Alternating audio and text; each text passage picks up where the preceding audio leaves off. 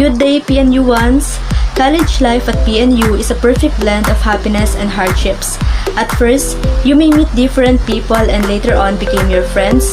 You eventually learn to adapt the culture of university environment.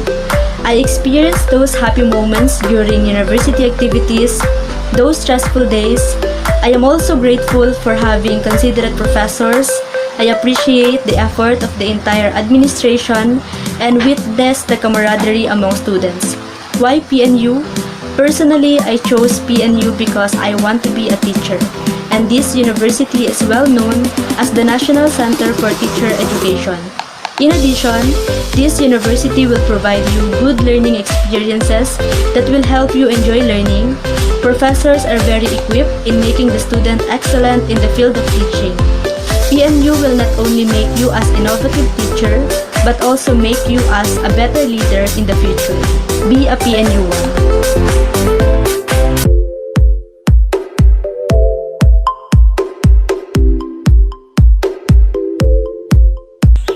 Hello future PNU ones, I am Mark Jovenasilo from 2BTLE Agri Fisher Arts, and today I just wanted to share you my journey when I start entering my college life at Philippine Normal University South Luzon. The university helps me a lot since I entered here. It boosted my self-confidence to speak and participate in any activity that the university has. It also developed my knowledge, especially in agriculture and fisheries sector, as my field of specialization. I choose PNU because it is known as a producer of good and quality teachers in the country and even in the world. It is also the National Center for Teachers Education. So if you want to be a teacher and be part of nation building, enroll at Philippine Normal University South Luzon because it also possesses truth, excellence, and service.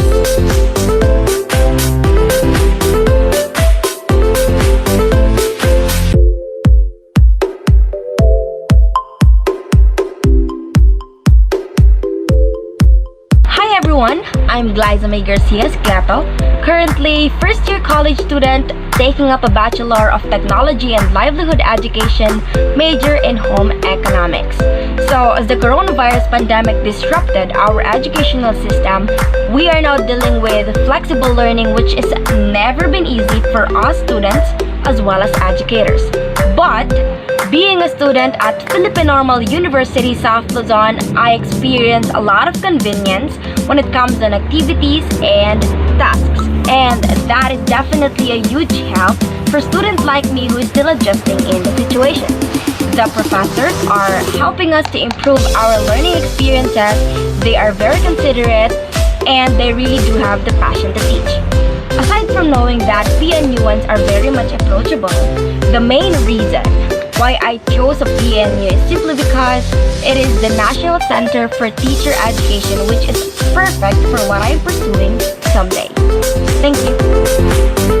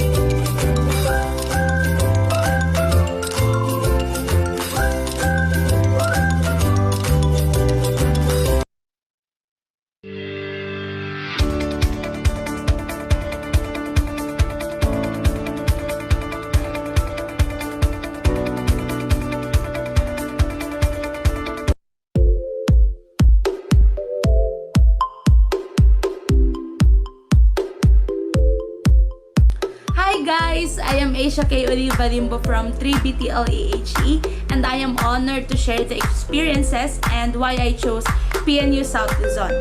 In my stay inside PNU South Luzon, I'd experienced joining different organizations inside and outside Pamantasan, and also I discovered that I am now more confident and independent, and also I am now a goal-oriented individual. So why I chose PNU South Luzon? PNU South Luzon gave a quality education to its students, and also I am inspired by all the graduates and now that passers coming from our hometown, San Narciso, Quezon. And I do believe that if you are a graduate of PNU South Luzon, you will be a competent, flexible, and innovative teachers of the future. And as one of the aspirants, I wanted to be one of them. So I am encouraging you to be one of us, and iba ang tatak normal.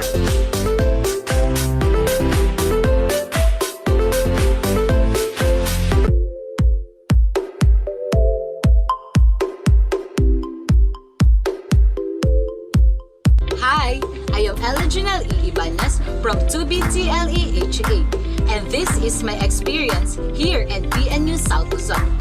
Never did I knew that being a PNU1 would be the onset transformation of my life and my whole being. Most of my experiences here are enjoyable and memorable, but others happen to challenge and teach me how far I could go, while some just made me realize to be brave and independent. I never thought that my stay here would be as much as interesting as I expected. But why PNU? Because Philippine Normal University is very well known for providing good education and training when it comes to teaching. PNU will not just teach the students, but it also inspires the student to learn and to become a innovative, a professional, a confident, and competent future leaders.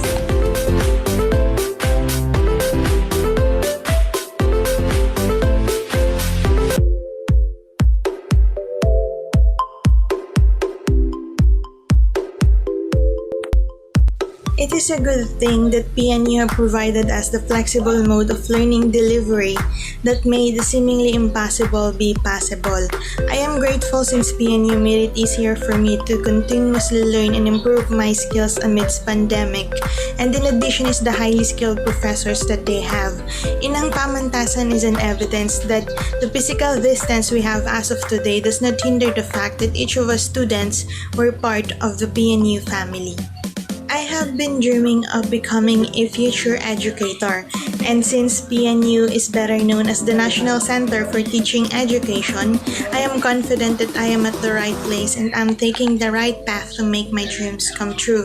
And PNU will be playing the biggest role in that journey. I chose PNU since this is what's best to upbring my potential, and because I personally believe that PNU is not just a university, it is a home for those who dream big.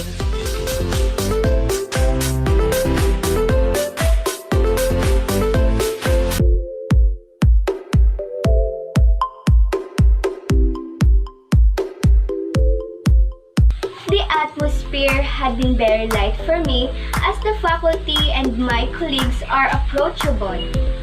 The professors are competent and I really admire their passion for teaching. Most of them are motivators that made us feel more excited and passionate about the rest of our degree.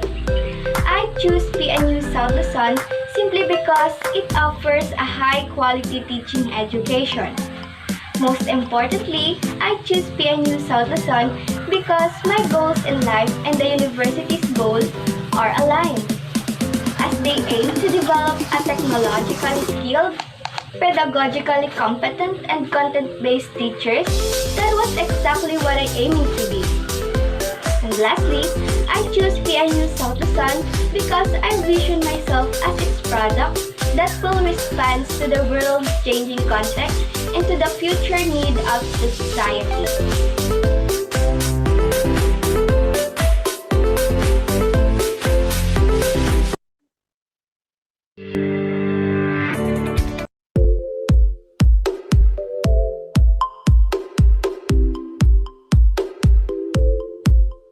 Good day, PNU ones!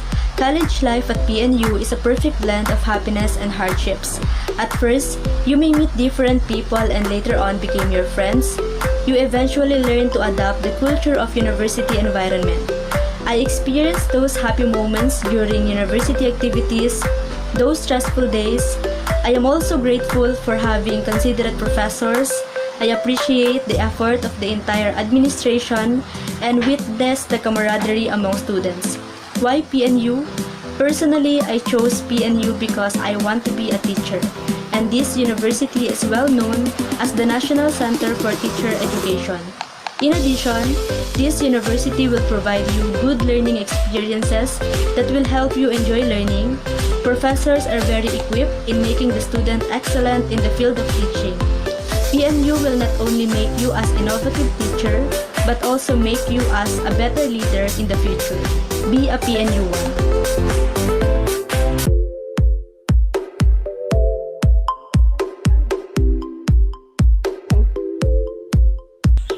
Hello future PNU once, I am Mark Jobenasilo from 2BTLE Agri-Fisher Arts, and today I just wanted to share you my journey when I start entering my college life at Philippine Normal University South Luzon. The university helps me a lot since I entered here. It boosted my self-confidence to speak and participate in any activity that the university has. It also developed my knowledge, especially in agriculture and fisheries sector as my field of specialization. I choose PNU because it is known as a producer of good and quality teachers in the country and even in the world. It is also the National Center for Teachers Education. So if you want to be a teacher and be part of nation building, enroll at Philippine Normal University South Luzon because it also possesses truth, excellence, and service.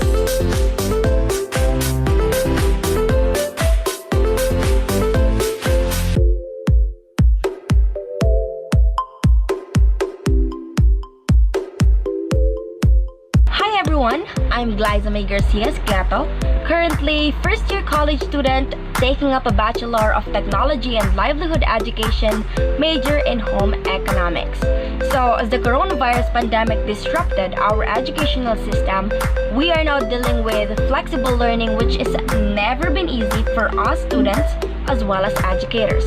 But being a student at Philippine Normal University South Luzon, I experience a lot of convenience when it comes on activities and tasks. And that is definitely a huge help for students like me who is still adjusting in the situation. The professors are helping us to improve our learning experiences. They are very considerate and they really do have the passion to teach. Aside from knowing that PNUans are very much approachable, the main reason why I chose a PNU is simply because it is the National Center for Teacher Education, which is perfect for what I'm pursuing someday. Thank you.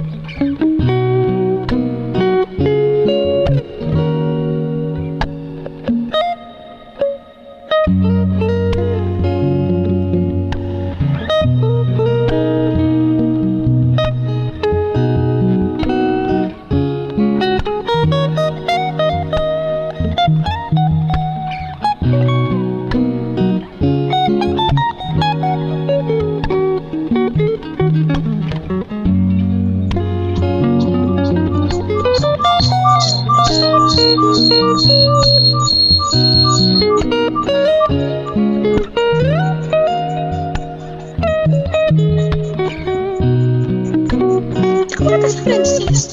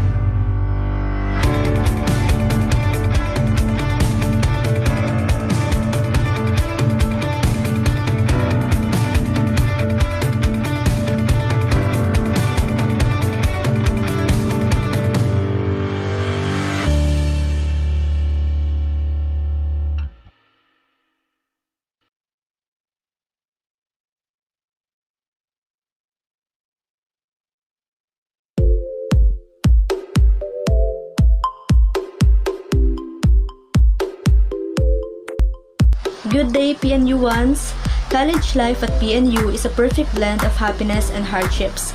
At first, you may meet different people and later on become your friends. You eventually learn to adapt the culture of university environment. I experienced those happy moments during university activities, those stressful days. I am also grateful for having considerate professors. I appreciate the effort of the entire administration and witness the camaraderie among students. Why PNU? Personally, I chose PNU because I want to be a teacher, and this university is well known as the National Center for Teacher Education. In addition, this university will provide you good learning experiences that will help you enjoy learning. Professors are very equipped in making the student excellent in the field of teaching. PNU will not only make you as innovative teacher, but also make you as a better leader in the future. Be a PNU one.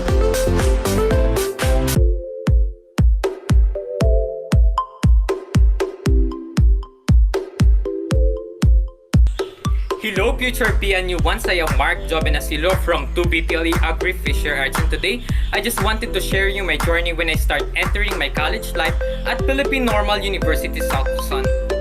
The university helps me a lot since I entered here. It boosted my self-confidence to speak and participate in any activity that the university has. It also developed my knowledge, especially in agriculture and fisheries sector as my field of specialization.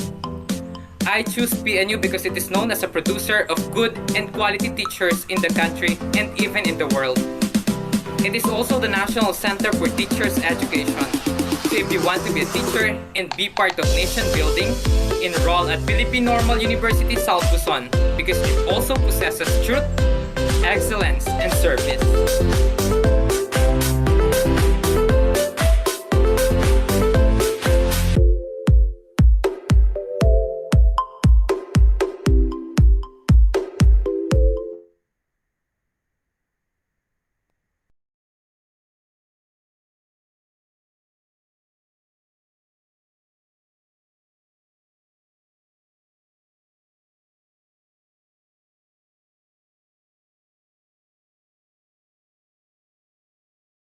Never been easy for us students as well as educators. But being a student at Philippine Normal University South Luzon, I experienced a lot of convenience when it comes to activities and tasks. And that is definitely a huge help for students like me who is still adjusting in the situation. The professors are helping us to improve our learning experiences. They are very considerate and they really do have the passion to teach. Aside from knowing that PNUans are very much approachable, the main reason why I chose a PNU is simply because it is the National Center for Teacher Education, which is perfect for what I'm pursuing someday. Thank you.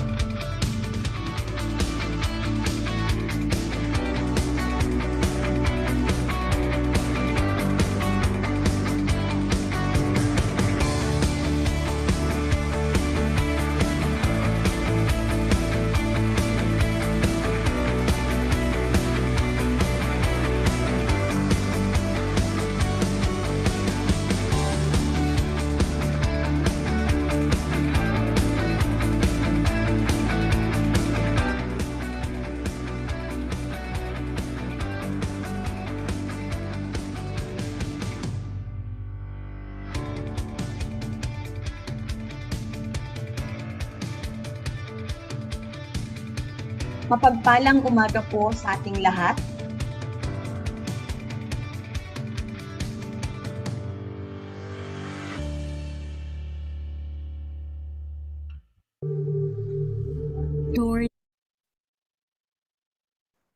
Bukas magiging mamamayan tayo ng Pilipinas, kung saan ang kapalaran niya ay magiging maganda sapagkat nasa mapagkalinga siyang mga kamay.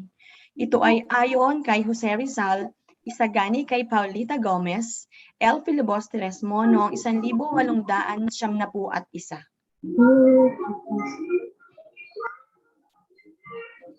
Pagbati at pagpupugay po sa Pangulo ng Pamantasang Normal ng Pilipinas, Dr. Bert J. Tuga, sa Ehekutibong Direktor at Provost, Dr. Lea Amor S. Cortez, sa Dekano, Pang-Akademiko at TLE, Dr. Amor F. Lunisa,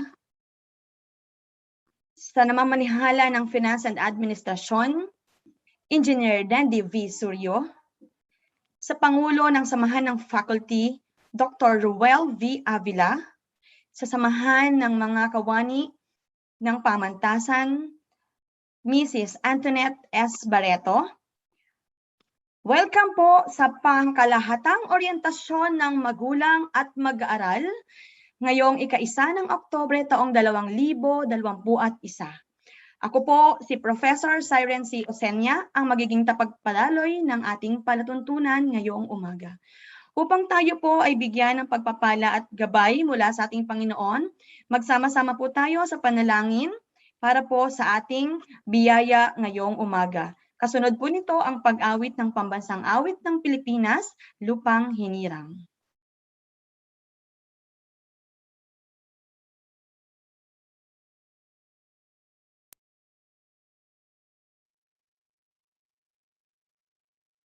For the presence of everyone in this call, for once again, we are gathered and given the opportunity to appreciate life and your words.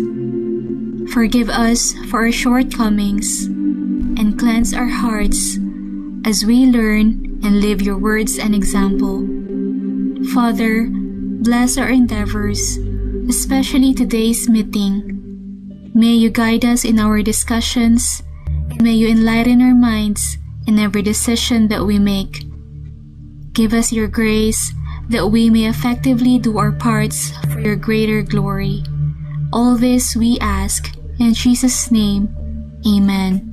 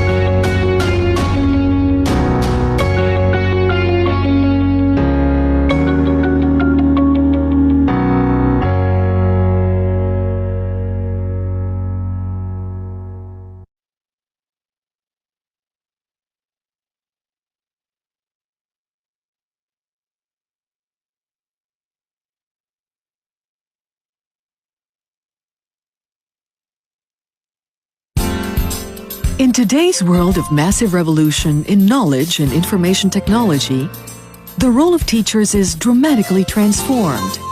From the typical classroom show and tell, to teacher-fronted lectures, to student homework, education extends into the home and the community, and even around the world. As learning is no longer confined in textbooks, the contexts for learning have changed, providing challenges to the teachers.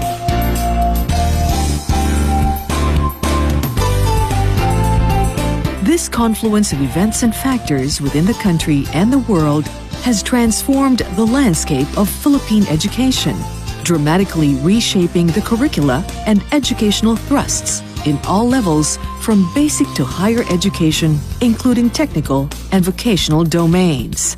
Thus, the Philippine Normal University, the country's National Center for Teacher Education, or NCTE, has shifted gears towards an active leadership as a specialized university for research in teacher education. Guided by the institution's philosophy of education for personal and social transformation, PNU pursues a more responsive, relevant, innovative, and empowering teacher education curriculum, both for the graduate and undergraduate programs. Amidst the high-speed breakthroughs in information and communication technology, PNU positions itself as a catalyst of change. to optimize potentials of the country's teaching force to increase access to, promote equity in, and improve the quality of education, using alternative modalities for teaching and learning. As NCTE, the task of PNU is enormous, but it is a responsibility which the institution takes to heart and one which it has prepared for. The university's 4 regional campuses now operate as specialized hubs to respond to the opportunities and prospects of its local communities. PNU North Luzon, the Indigenous People Education Hub, offers a customized curriculum suitable for IP knowledge and identity. PNU South Luzon, the Technology and Livelihood Education Hub, is dedicated to producing teachers for the different specializations in TLE. PNU Visayas, the Environment and Green Technology Education Hub, provides training on renewable energy, waste management, and other environment-related concerns. PNU Mindanao, the Multicultural Education Hub, promotes varying cultures based on ethnicity and identity. PNU serves as the lead shepherd in significant networks and organizations such as the Association of Southeast Asian Teacher Education Network, the Philippine Teacher Education Network, the National Network of Normal Schools, and the Philippine Higher Education Research Consortium. PNU also takes an active role in educational consortium in the Asia-Pacific region. Among them, the Consortium of Asia-Pacific Education Universities, the Asian University Presidents Forum, the Association of Southeast Asian Institutions of Higher Learning, and the Association of Universities in the Asia and the Pacific. PNU leads by example in the hope that through collaboration, teacher education can make a mark for relevance and leadership in the global context. In its 116 years of existence, the Philippine Normal University believes that it has created a niche in building the nation. Now it faces the challenges of the unfolding future. We are confident that our unified goal for teacher education will help us fulfill our vision for the future. We are PNU. We nurture innovative teachers.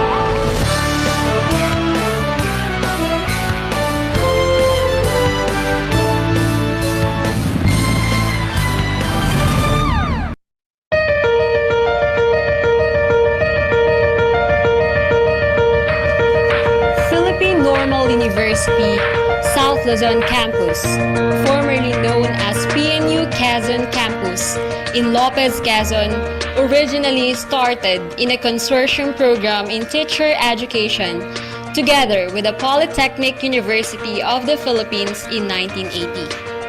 After almost 13 years of educational partnership, the consortium agreement expired. In 1993, the operation of the PNU teacher education continued in Lopez, Quezon through a memorandum of agreement penned by the leadership of PNU with the provincial and local government of Quezon and the Department of Education, Culture and Sports. Hence, the campus stayed in the compound of Lopez National Comprehensive High School from 1993 to 1996. In a span of 6 years, the campus had eventually acquired its own 1-hectare site through the donation from the provincial government. In 1999, the campus transferred to its own site where a 2-story building has been constructed there. Welcome to our home. Addressing this aspect about the learning environment improves the quality of education and learning effectiveness. Philippine Normal University South Luzon Campus secures an environment which is conducive to the learning of each of its students. The best schools encourage quality education for all. PNUSL is determined to maximize its available resources in order to give the students the best so that they can become educators of the future. Philippine Normal University South Luzon Campus has started to produce top-notchers in the licensure examination for teachers since 2003. PNUSL also offers a top-notch lab review program and bridging program. Faculty members manifest academic competence in knowledge production, sharing, and management. Alongside rigid academic training, PNUSL also gives an equal attention in forming the values, skills, attitude, and knowledge of the 21st century learners and teachers.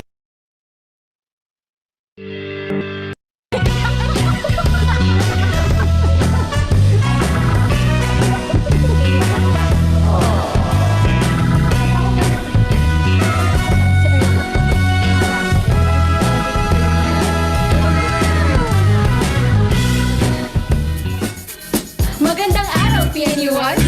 Ngayon, nandito tayo sa labas ng Pamantasang Normal ng Pilipinas, Timog Luzon. Sama-sama nating alamin kung ano ang makikita sa loob ng inang pamantasan. I am Hannah Rose Dimopula, the technical staff of PNU South Luzon, and I am Martina Maria Angela Pigaza, the president of PNU South Luzon Student Government. And welcome to Philippine Normal University, South Luzon!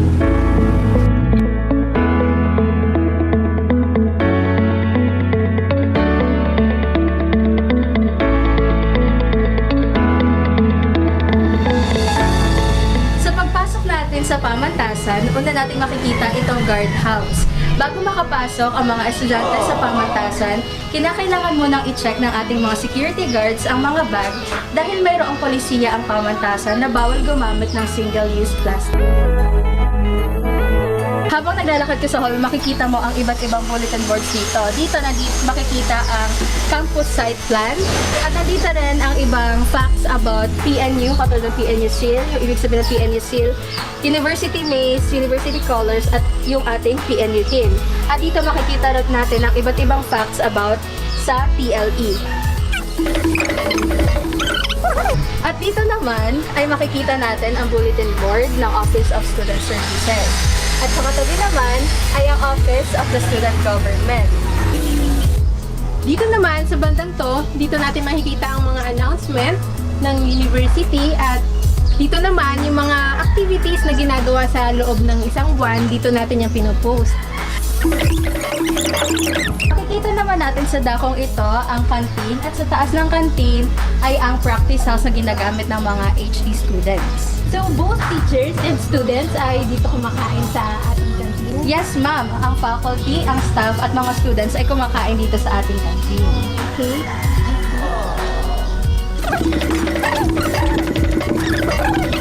So ito naman yung daan papunta sa mga building, iba pang building dito sa pamantasan. So ngayon, nandito naman tayo sa bench area. So Martina, anong ginagawa dito madalas ng mga estudyante?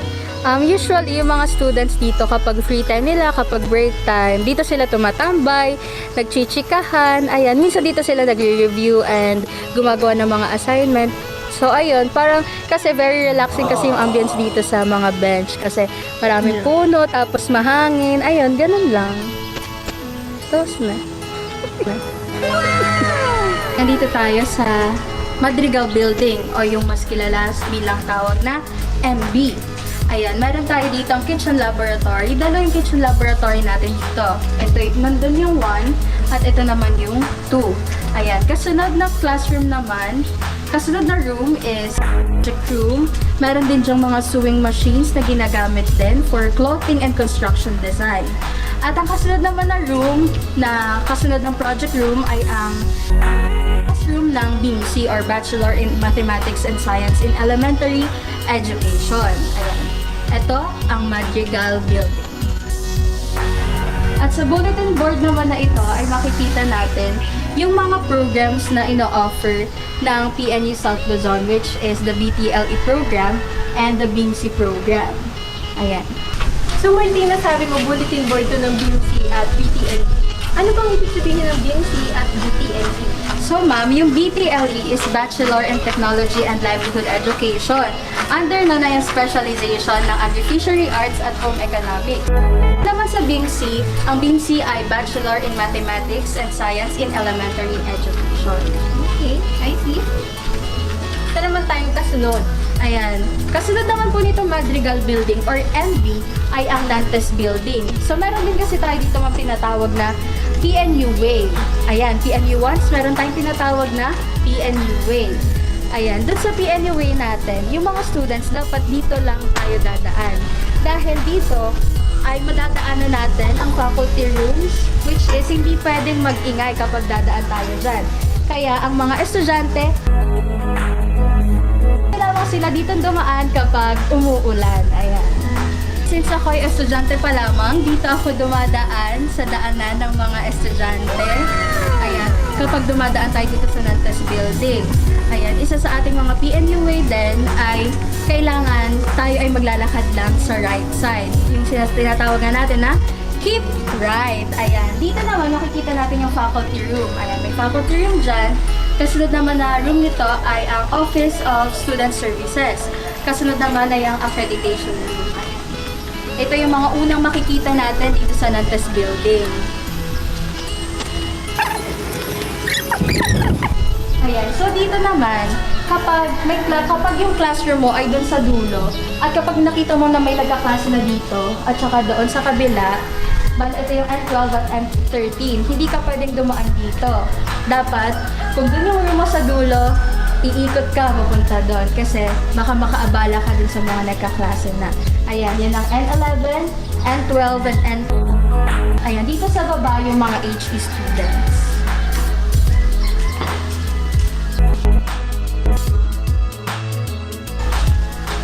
Dito naman sa taas, anong mga rooms ang makikita natin?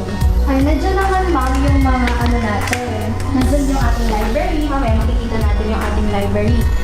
And may mga rooms din dyan. Nandiyan naman yung room ng Agri-Featured Arts ng first year at saka ng second year. Ayun. Dito naman sa parte ito, makikita natin ang Lopez National Comprehensive High School na katabi lang ng PNUSL. Yan ang kanilang grounds. Ang oval na tinatawag na ginagamit din ng PNUSL kapag kailangan sa mga activities. Wow! Next.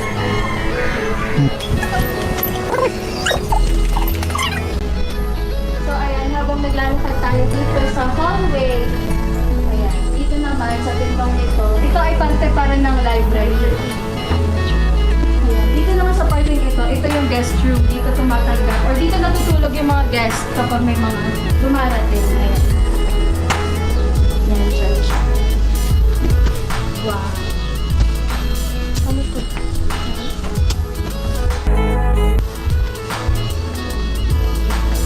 Lapit na. Yeah, sir. Hindi ka ba tayo dyan? So ngayon naman palabas na tayo ng ating Nantes Building. So on for our next spot. Dito, ano naman tawag sa ginagawang building na to? Ayan, yung tawag naman po dyan is yung Innovation Building. Ayan, yan yung first building dito sa Lopez, Quezon na may elevator. Ano naman madalas na ginagawa niyo dito sa gymnasium? Ayan, yung madalas naman po namin na ginagawa dito sa gymnasium ay yung mga student activities. Merong mga student activities na initiated by the student government. Ayan, meron tayong ginaganap tuwing Wednesday na aerobics. Yung tatawag natin na Wellness Wednesday na tuwing 6 a.m. or 5:45 a.m. ay ginaganap yung aming aerobics. Ayan, meron din ginaganap din ng mga organizational activities. Initiated naman yun by different interested clubs and university chapter organizations. Nakamiss maging college. Kaya nga po. Kaya nga po, college naman ako eh. Ayun, yun lang po yung mga ginagawa namin dito. So, minsan nagkakaroon dito ng mga basketball, ang mga naglalaro is yung mga students and yung ibang professors na PNUSL POMM. Ayun. So, yun na, yung mga ginagawa namin dito. And yun, kasama rin siya sa mga nililinis. So, every Wednesday nililinis din ito ng mga PNUSL students. So, one fact lang po, isa lang ang utility ng PNU South Luzon. One man. Yan, yes, one man. Kasi lahat ng students ng PNU South Luzon ay masisipag po. Yan, every Wednesday nagkakaroon kami ng general free. So, lahat naman pala ng student. Yes. Yes po. Tulong kami. Yes, tulong kami. So, meron ditong Office of Student Government at ng Torch Publication. Pero hindi muna namin siya may papakita ngayon sapagkat under construction or under renovation aming mga offices. So, banda dito naman, kasunod natin pupuntahan na yung administration building kung saan nandun ang office ng ating EVP, ng dean, at ng mga director ng mga offices. And nandito rin yung accounting office, cashier, and registrar. Action. Ayan, dito naman tayo sa administration building. So dito, meron ditong hagdan. Yung hagdan dito, ang mga pwede lang umakyat dyan, kasama yun sa PNU way natin. Ang mga pwede lang umakyat dyan ay ang faculty and staff. Siyempre si EDP at saka yung ating team. Pero ang students, doon sa kabilang hagdan lang pwede dumaan. Ayan. Ayan, dito makikita rin natin yung iba't ibang window. Ito yung window 1. Makikita niyo dyan si Ate Che. Ito naman yung ating window 2, ang ating registrar. Yung ating registrar ngayon is si Dr. Nolly De Ramos. Ayan, yung ating window 3, yung ating cashier, si Ma'am Joy. And yung last window natin, yung ating window 4.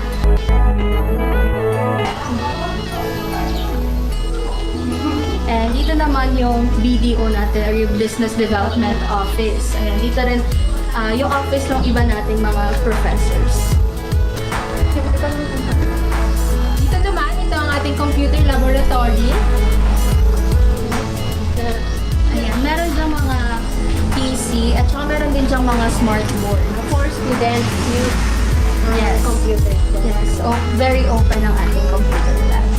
So, ito naman yung pinakamalaking room dito sa PNUSL, yung hall. Ito yung tinatawag natin na iTech Hall. iTech Hall. Ano naman ginagawa sa iTech Hall? Yung madalas po dyan ginagawa is yung mga forum. Formal events, yung mga kapag mag-represent ng research, ganyan, dyan ginaganap po. Instructional Technology Center. Ayan, yan yung meaning ng iTech. So, kasunod naman na office ay ang Office of the Director for Finance and Administration. Ayan. Dito nag-office yung ating Director for Finance and Administration, which is Professor Reynald Cacho. Ayan. Ito. And kasunod naman na office ay ang Office of the Dean for Academics and PLE. So yung ating Dean for Academics and PLE ay newly designated Dean dito sa PNUSL, si Dr. Rodrigo Avenes. Ito naman yung office niya. Ayan.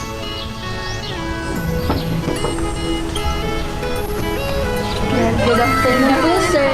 Yan po. Si Sir Ayan, Rod. si Sir Rod ang ating Dean for Academics and PLE. So, ayan. So, nandito tayo ngayon sa office ng ating Dean for Academics and PLE na si Dr. Rodrigo Avenes. Nakasalo po yung nagbalat. Lalunch pa ako. Ang kanyang office. Yes, and ako din na technical staff. Dito rin ang office ko and yun ang aking table, doon ang aking corner. Yes. At meron din dito pinto talaga papunta doon sa kabilang room. Mamaya malalaman natin kung ano ba yung kasunod na room next to the office of the Dean for Academics and PLE. Right? Hindi sir, salamat po. Tuloy. So, yung last office na ating i-visit ay ang office of the Executive Director and Provost, Dr. Roel Avila. So, ito yung office niya. Kaso, parang mukhang sarado. Oh, bukas! Bukas! So, yung door na nakita natin dun sa office ni Dean ay door papunta dito sa office ng ating Executive Director and Provost. Ayan. Para sa ating last area, nandito naman tayo ngayon sa quadrangle na nasa harapan lang ng ating admin building. Dito sa quadrangle, dito naman ginagawa ang mga flag ceremony at flag retrieval ceremony. Flag raising ceremony at flag retrieval ceremony. At dito na po nagtatapos sa ating virtual campus tour. Muli ako si Martina Gaza, Ako si Hannah Rose Macula at maligayang pagdating sa pamantasang normal ng Pilipinas, Timog Luzon.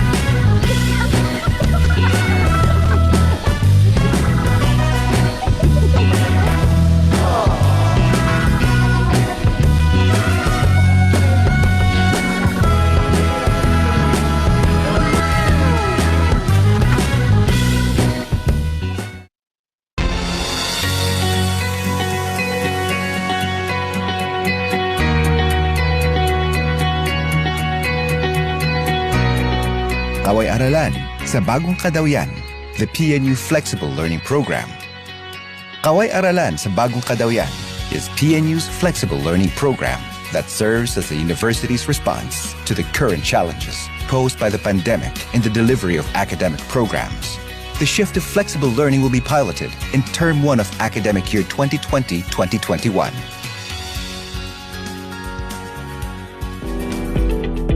PNU's shift to flexible learning is anchored in the following dimensions. First, the curriculum should teach only the most essential. Second, teaching and learning materials should be accessible to all students in every occasion or manner. Lastly, changes in assessment will be made. Considering all these dimensions, work on the shift to flexible learning focused on 3 areas: redesigning pedagogical and assessment directions, recalibrating course tracking, and clustering the instructional preparations such as one course toolkit for Gen Ed. Moreover, the new experiential learning program or practicum will be redesigned as a response to the new pedagogical directions.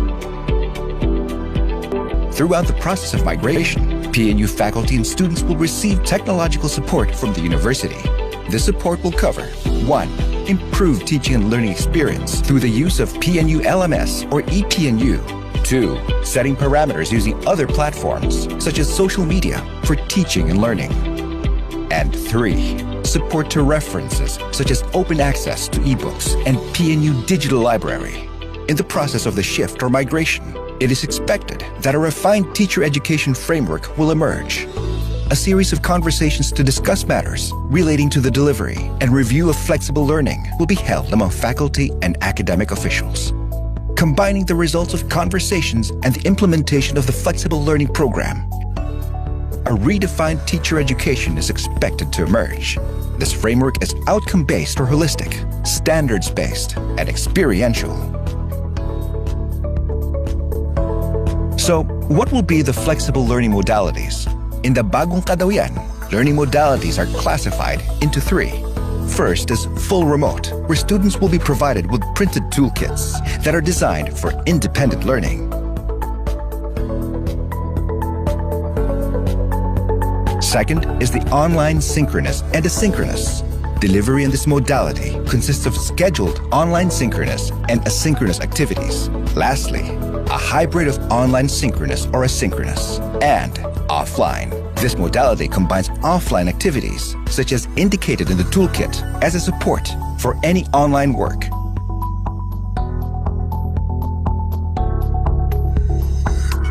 In ensuring quality in the delivery of the program, constant monitoring and evaluation will be done by the research, planning, and quality assurance domain through the Educational Policy Development and Research Center, or EPRDC.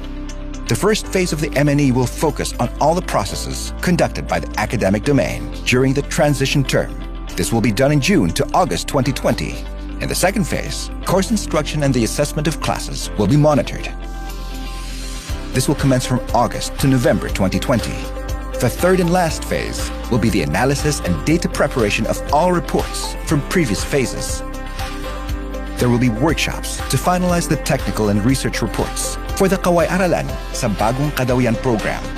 These reports will be the basis for the improvement and refinement of the flexible learning program come term 2 and 3 of academic year 2020-2021. The results of the MNE will also be an input to the refined teacher education framework that is expected to emerge in the implementation of this program. As we move towards the bagong kadawian, remember our commitment to the university's mission in nurturing innovative teachers and education leaders. Bayanihan sa bagong kadawian.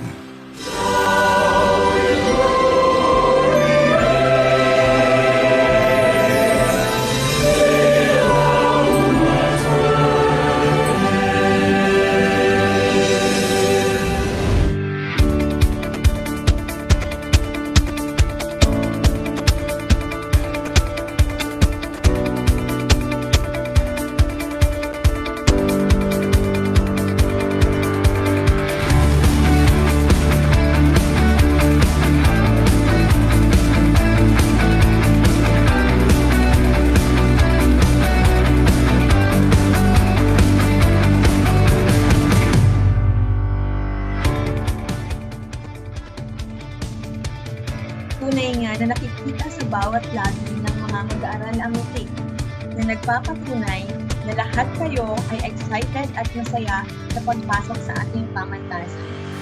Bilang paglilinaw po, ang video na inyong napanood ay ginawa noong nakaraang taon. At ang atin pong kasama na ehekutibong direktor at provost ay si Dr. Roel V. Avila. At sa kasalukuyan po, ang ating bagong direktor ay ating ipapakilala mamaya. Ayan. So, welcome po sa lahat ng mga magulang, sa lahat ng mga mag-aaral. At patuloy po tayo sa ating programa. Ngayon po,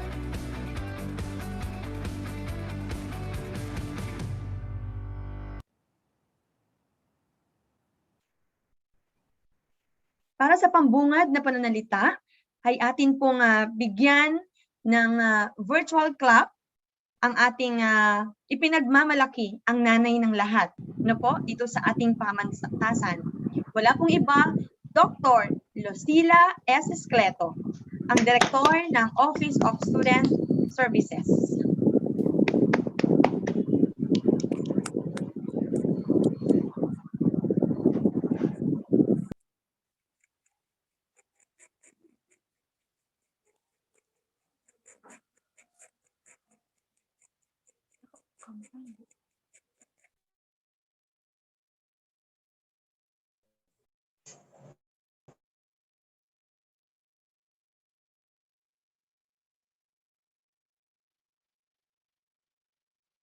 Ma'am Lucille, nakamute ka po.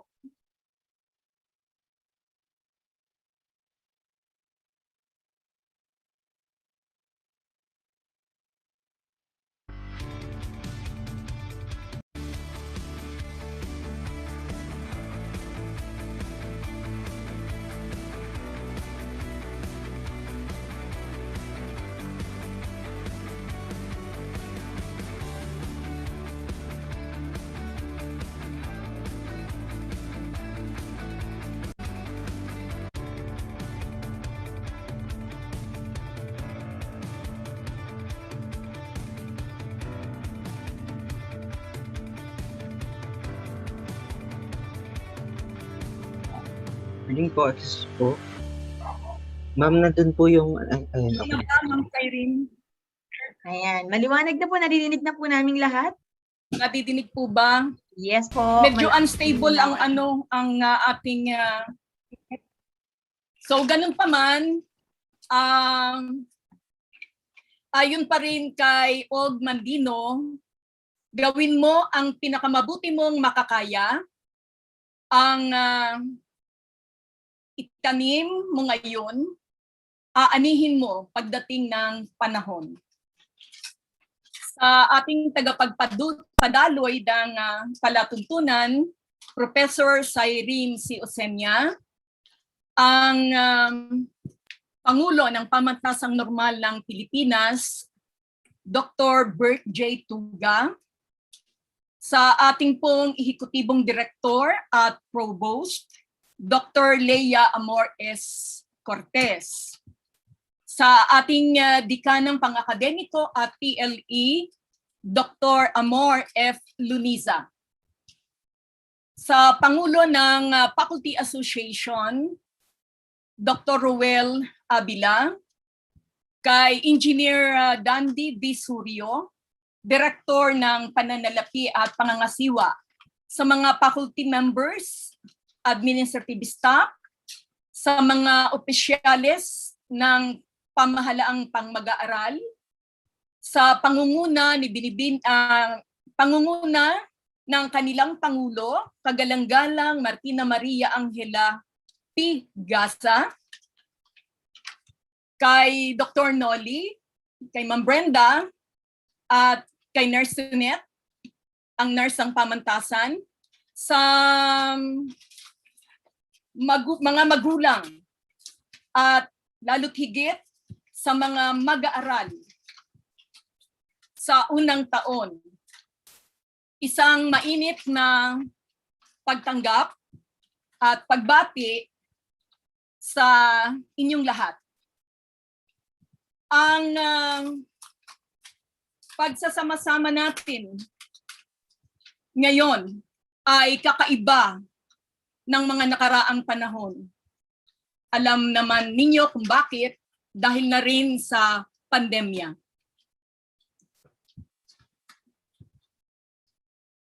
Ba't nagagay? Hindi, okay lang. Okay lang. Ang oryentasyon ngayong umaga ay isang napakahalagang gawain sa mga magulang at lalo't higit sa mga mag-aaral sa unang taon. Hangad po ng gawain ito na ihanda ang mga mag-aaral sa iba't ibang gawaing pang-akademiko na hahamon sa kanilang kakayanan. Ang mga kaalaman at impormasyong matatamo ang siyang gagabay sa kanila upang mapabuti at mapagtagumpayan ang kanilang pamamalagi sa pamantasan. Bibigyang linaw sa pamamagitan ng matamang pagtalakay ang mga tuntuning umiiral sa iba't ibang tanggapan. So hanggang dito na lamang po at inaasahan ko na kasama namin ang mga magulang at mag-aaral hanggang sa matapos ang palatuntunang ito at muli isang magandang umaga sa ating lahat. Maraming salamat po, Dr. Lucila S. Escleto, sa iyong napaka-init na pagtanggap sa ating mga magulang, lalo't higit sa ating mga mag-aaral. At sa pagkakataon pong ito ay buong pagpupugay po na ipapakilala ko sa inyo at ibibigay ang atin pong pinagpipitagan ng Pangulo ng Pamantasang Normal ng Pilipinas sa katauhan ni Dr. Bert J. Tuga.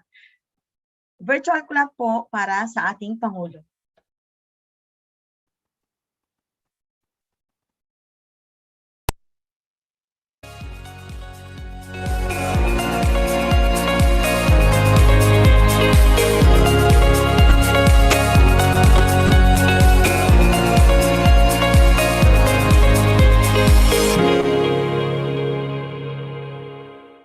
Good day, PNU-ones. We are virtually gathered here today for a particularly important activity, your college reorientation. This orientation marks the beginning of a new school year, academic year 2021 to 2022. I know that most of you are apprehensive and skeptical to start another school year because of the online modality. Of course, there are some who have adjusted well in this new normal education. But there are also those who are still struggling to find a stable footing to continue their education. Your professors, mentors, and friends here in PNU recognize your struggle, and we are doing everything we can to provide you with all the necessary support and assistance that would help mitigate the effects of the pandemic on your education and well-being. I am aware of your frustrations towards the current modality and your eagerness to return to PNU and participate in classroom activities and interact with your classmates, friends, and teachers.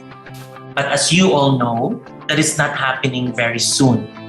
For the time being, we must utilize the platforms and modalities that are available to us.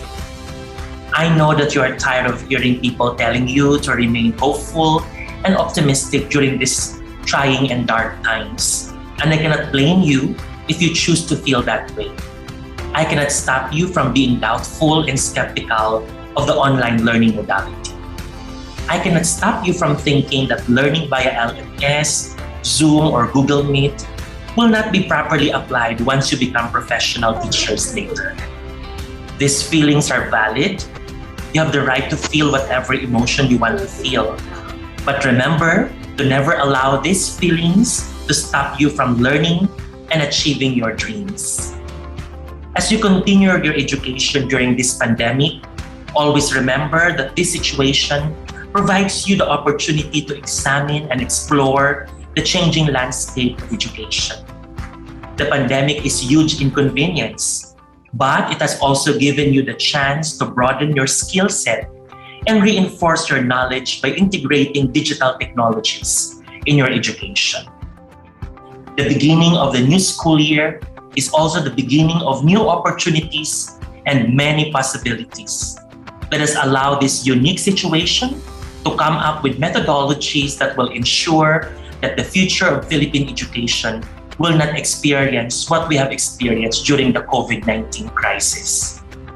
Hand in hand, we can achieve a better, more sustainable, and more inclusive education system.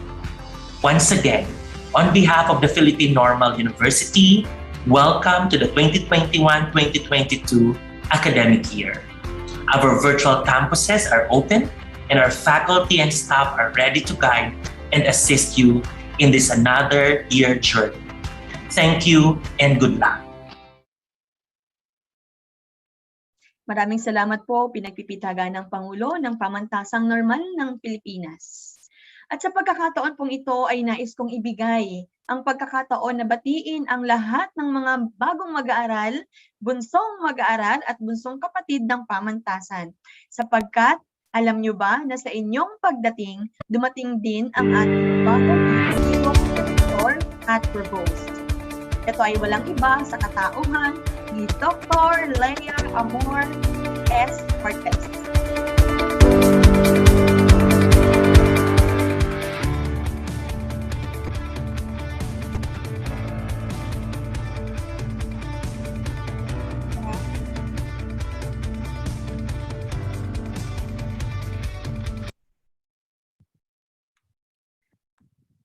Maraming salamat sa mainit na pagtanggap. Okay, so nais ko po kayong i-welcome para sa ating school year 2021-2022.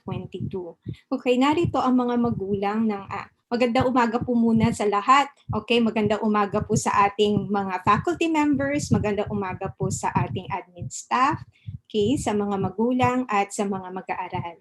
Okay, so nasabi na lahat ni Ma'am Lucille at ng ating Pangulo ang mainit na pagtanggap sa inyo para sa taong ito ng inyong pag-aaral. Okay, so at ako na lang ay magpapasalamat sa mga magulang. Unang-una, maraming salamat po sa tiwala na ibinibigay nyo sa Philippine Normal University, South Luzon para pag-aralin ang inyong mga anak sa aming universidad. Maraming salamat po. At welcome sa ating mga mag-aaral.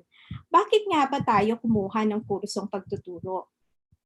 Yan ang lagi nating itatanong sa ating sarili.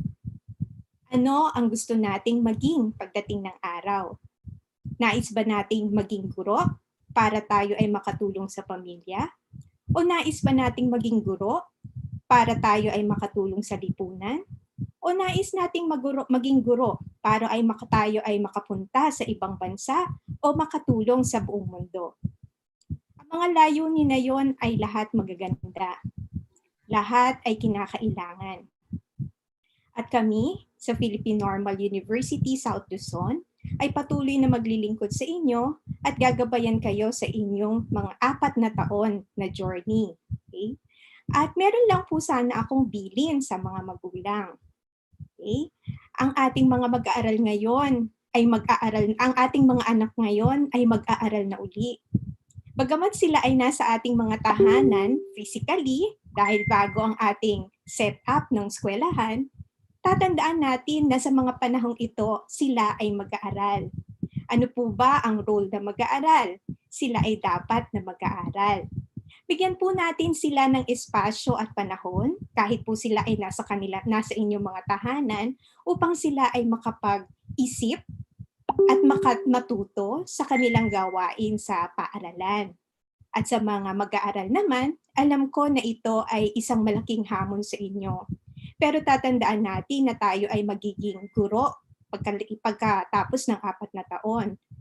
Higit sa malamang, ito na rin ang malamang na magiging setup or magiging future ng education. Kaya tayo dapat ay matuto sa mga ituturo at gabay sa atin ng mga professor, magaling na professor ng PNU South Luzon. Atin itong yakapin ang mga pagbabago. Hindi na natin maibabalik ang normal, ngunit magagawa nating mas maganda ang hinaharap. Okay? Kaya, china-challenge ko or aking binibigyan ng challenge ang mga mag-aaral or ang mga first year. Gawin nating mahusay ang ating 4 na taon. Kung sa 1 taon, tayo ay papalari na magkakaroon na tayo ng limited face-to-face, tayo ay magkikita-kita at magkakaroon na rin tayo ng kahit papaano normal na pagtitipon, okay? So, ang naiintindihan ko na medyo ang na-miss na ninyo ay ang mga programa. Okay? So, ang sports fest, ang field demo, at ang mga yan. Pero huwag kayong mag-alala. Ginagawa ng paraan ng Philippine Normal University, ng inyong mga guro, kung paano magiging masaya ang inyong journey kahit tayo ay nasa online. Okay, katulad ng itong virtual orientation. Okay, so sa araw na ito, patuloy nating intindihin or tayo ay makiisa sa mga gawain na ibinibigay sa atin or ihahain sa atin ng student organization.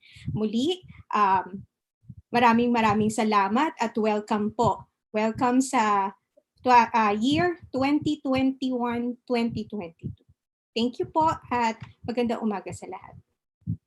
Maraming salamat po, Doc Lea, sa iyong makasaysayang pagbibigay ng mensahe. Binanggit ko po yung makasaysayan at mahalaga sapagkat maganda po yung paalaala sa mga magulang. May pagkakataon po tayo na naranasan noong nakaraang taon na habang nasa synchronous class ay nauutusan magsaing. Okay, so maraming salamat po muli.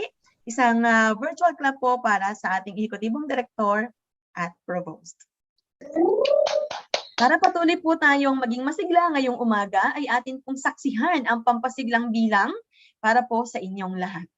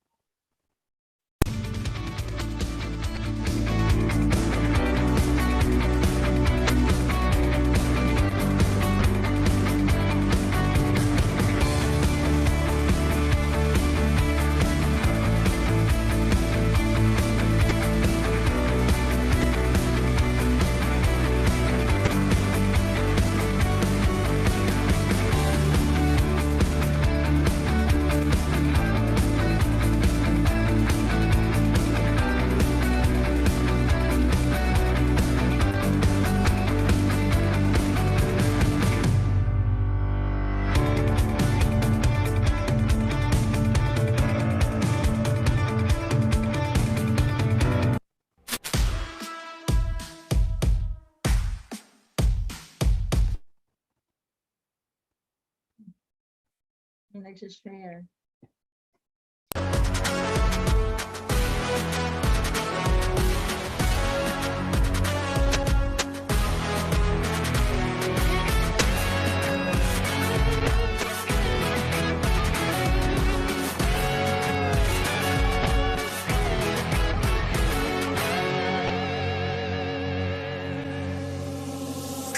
Nagsimula no pero wala na akong balak na tapusin. Di ibig sabihin pati tinapos ako'y hihinto na rin. Alam ko naman na di ako pinaka-ano magaling. Got no bliss with all of you please. Destinies will be better in. Lahat ng aking hustle puputin natin nila. Kahit saan pa ako mapunta, lahat sa lupa aking mga mahiwaga. Bawat nagsarang bintana sa'kin, dati lahat ngayon'y nagbubukas. Oh, oh, oh, oh. Bisa ko na dito, dito na ako sa wakas. What? Di pala, payangat ang bandera. Para nasa puso niyo na ang tatama. Sila, bata't ikaw ang agiwan. Para, iwagay mo watawag. Watawag, watawag, watawag.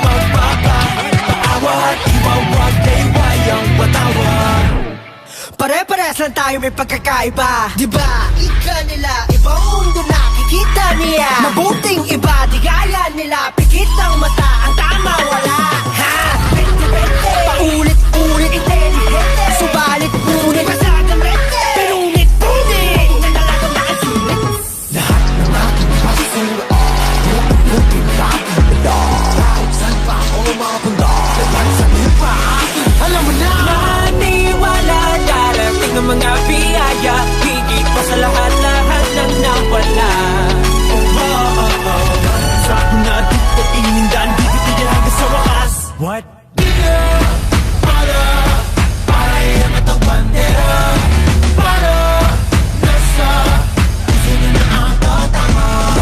Amor sa'yo, bakit ikaw ang agiman? Bawal ka na, ibagay mo mga batawan.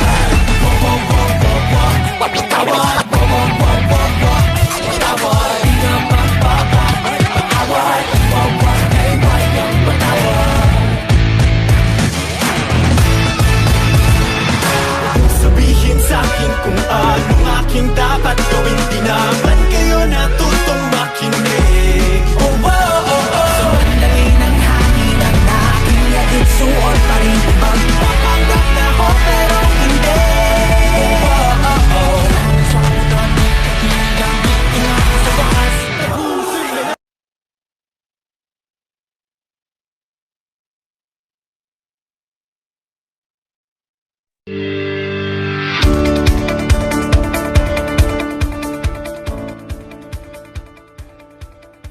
Maraming salamat po sa ating mga mag-aaral na nagpakita ng kanilang kahusayan sa larangan ng pagsayaw. At sa pagkakataon pong ito, ay ating pakinggan ang pagpapakilala ng mga guro na ibibigay sa atin ng ating pinagmamalaki, kaibigan at nanay, hindi lang halata. Subalit sa ngayon po, siya ay kasama na natin sa pamantasan bilang kapwa faculty. At ito po, walang iba sa katauhan ni Dr. Amor F. Lonisa, Dekano, Pang-Akademiko at PLE.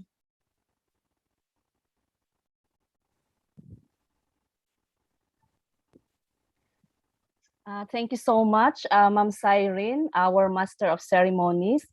Mula sa opisina ng Dekanang Pang-Akademiko at PLE, isang mainit na pagbati ng magandang umaga sa lahat ng naririto. Sa ating Pangulo na mamaya lamang ay aking ipapakilala. Sa pangalawang Pangulo ng Pamantasan, sa ating ehekutibong direktor at sa lahat ng bumubuo ng mga guro at kawani ng Pamantasang Normal ng Pilipinas, Timog Luzon. Sa ating mga officers ng student government, sa ating mga magulang na naririto ngayon, at sa lahat ng mga mag-aaral sa unang taon. Maligayang at maraming salamat na kayo ay narito sa ating pangkalahatang oryentasyon ng magulang at mag-aaral. My task today is to introduce the Philippine Normal University officials and faculty of PNU South Luzon. So let me start with PNU top management officials.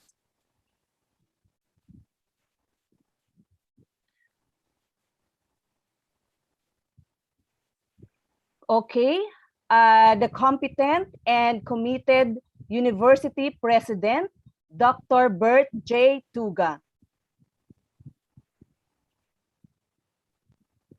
The Vice President for University Relations and Advancement, the vibrant and energetic Dr. Lordinio A. Vergara.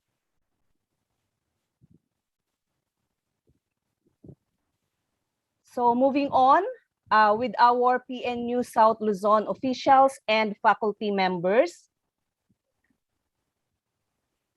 A newly designated small but terrible Executive Director and Provost of PNU South Luzon, Dr. Lea Amor S. Cortez, she is handling courses in graduate classes at the main campus.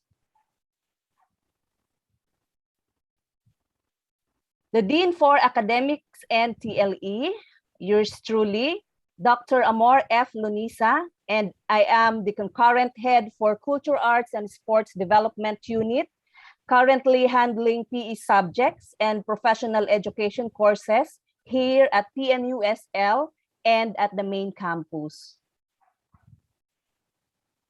The next is the former executive director and provost of PNU South Luzon. Now he is the president of Philippine Normal University South Luzon Faculty Association, Dr. Ruel V. Avila. He is currently handling readings in Philippine history, foreign language, and technology in Research 1. He is also handling professional education courses in the graduate classes of PNU Manila. Next is the head knowledge management office, and he is handling technology in Research 1 with study load because he is completing his dissertation on his Doctor of Philosophy in Thailand, none other than Professor Reynald M. Cacho.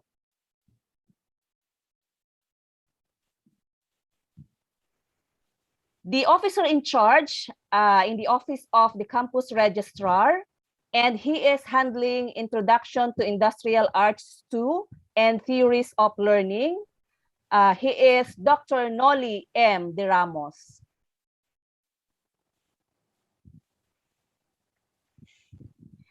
The newly designated director of the Office of Student Services and concurrent head of Alumni Affairs, and now she is handling Filipino subjects, cosmetology, and physical education subject, Dr. Lucila S. Iscleto.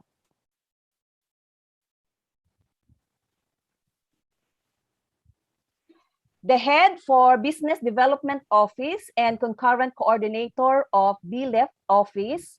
She will be teaching Science, Technology, and Society, Number Theory, Student Understanding and Metacognition in Learning, Mathematics and Science, and Elementary Statistics and Probability, Professor Carmela C. Montalvo.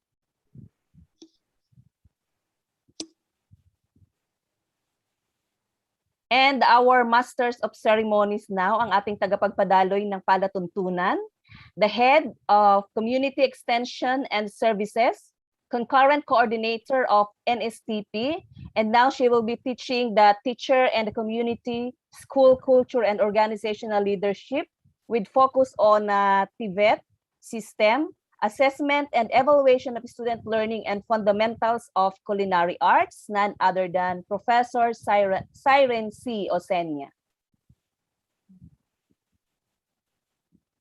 The advisor of BTLE AFA 4 and currently handling science for agriculture and fisheries, sustainable crop production, animal growth and production 1, fish capture and processing, organic farming, and assessment of learning, none other than Professor Maria Gracia R. Samson.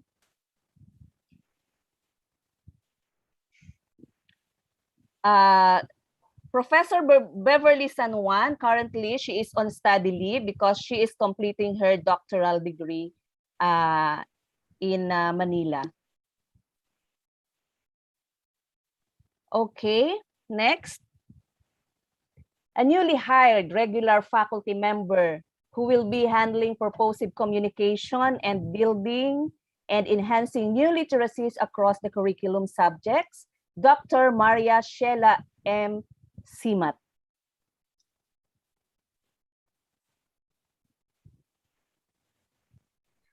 The advisor of BTLE HE4 and will handle specialization courses on BTLE HE, the head of Quality Assurance Office, Professor Aaron Jed Y. Tumbali.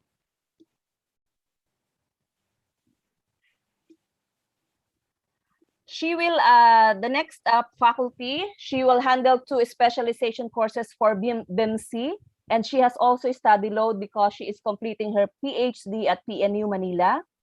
the Head of Gender and Development Office, Professor Brenda B. Villamor.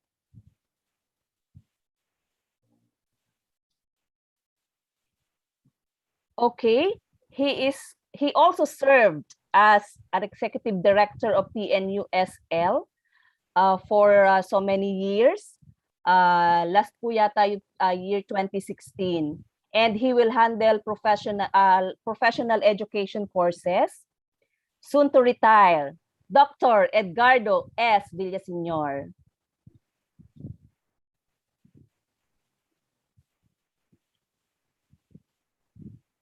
She is currently handling Understanding the Self, Cosmetology, and NSTP. The Head for Publications and Materials Development Office, Professor Iona Ofelia B. Zanoria.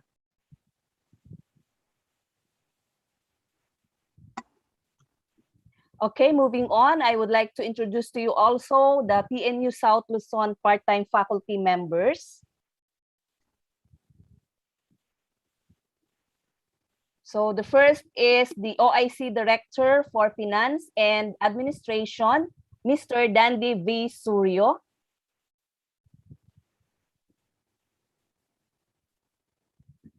The Technical Staff for Knowledge Management Office, Mr. Mark Joshua G. Hagosohos.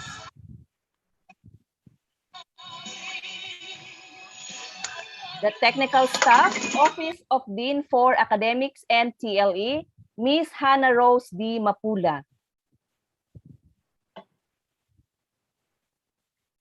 A public school teacher of Lopez West District, Department of Education, Mr. Raymar C. Francia.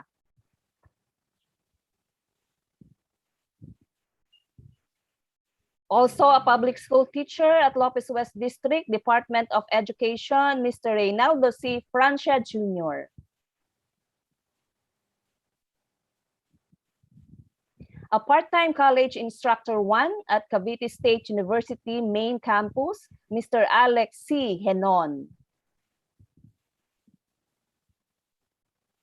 And ito po ay dati natin na din kasama ang pagbabalik at ngayon ay campus coordinator ng Technological University of the Philippines Lopez Branch, Mr. Carlos S. Perion, ang magaling na trainer ng Coro Filipino.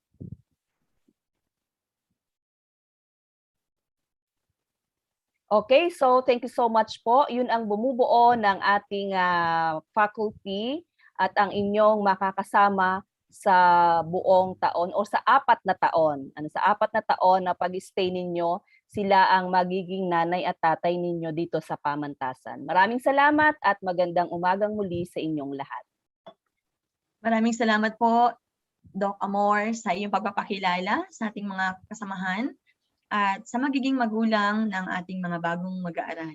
At sa pagkakataon pong ito ay atin pong bigyan ng pagkakataon na marinig ang pagpapakilala ng mga nangangasiwa dito sa ating pamantasan. Siya po ang Direktor, Pananalapi at Pangangasiwa. Wala pong iba, Engineer Dandy V. Suryo. Bigyan po natin ng pagtanggap. Magandang umaga po. Dinig po ba? Yes po, sir. Loud and clear po. Okay.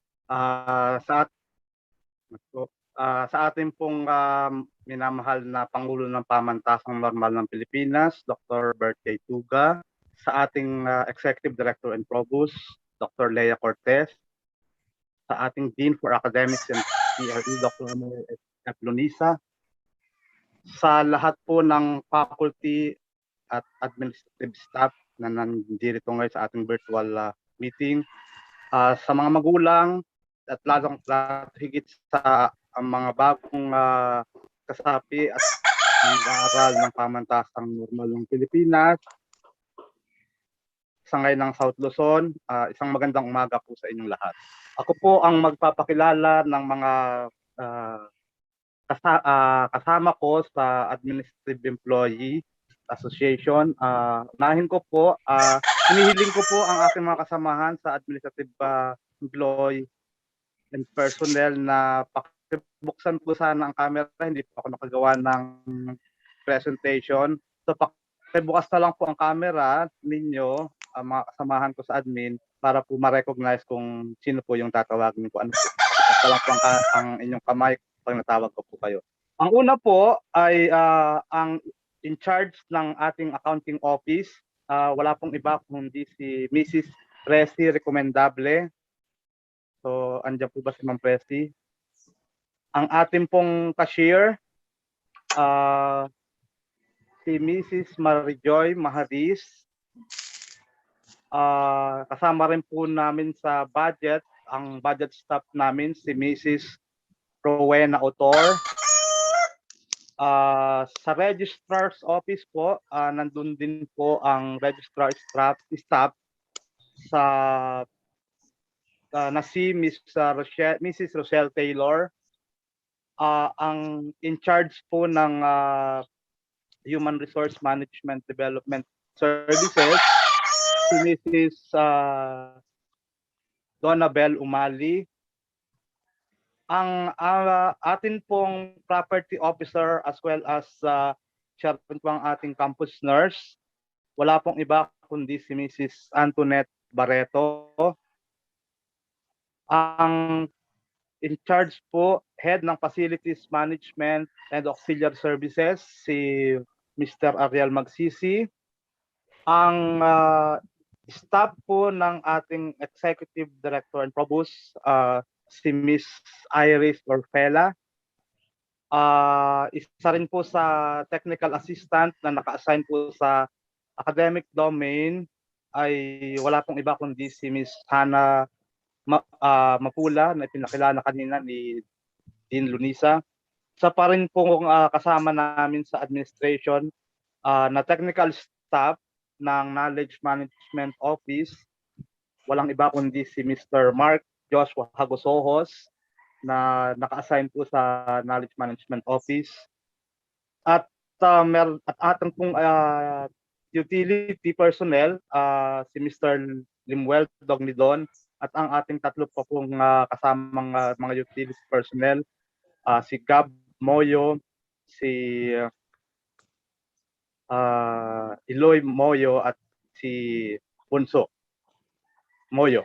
So, yun lamang po at maraming salamat sa ating pong mga bagong estudyante sa Pamantasang Normal ng Pilipinas sa ngayon ng South Luzon. Kami po ang inyong makakatulong kung ano man po ang kailangan at maibigay namin para sa ikauunlad ng inyong pag-aaral sa Pamantasang Normal ng Pilipinas sa part po ng Finance and Administration. Maraming salamat po at magandang umaga sa ating lahat. Maraming salamat po, Engineer Dandy V. Suryo. At sa pagkakataon pong ito ay ating tunghayan ang pagpapakilala ng mga opisyal ng samahan ng mga mag-aaral na ibibigay sa atin ng ating pinagpipitagan ng Pangulo ng Student Government, kagalang-galang Martina Maria Angela P. Gaza. Hello po, naririnig po ba ako? Yes, President. Okay po. Yes po. Let me first share my screen po.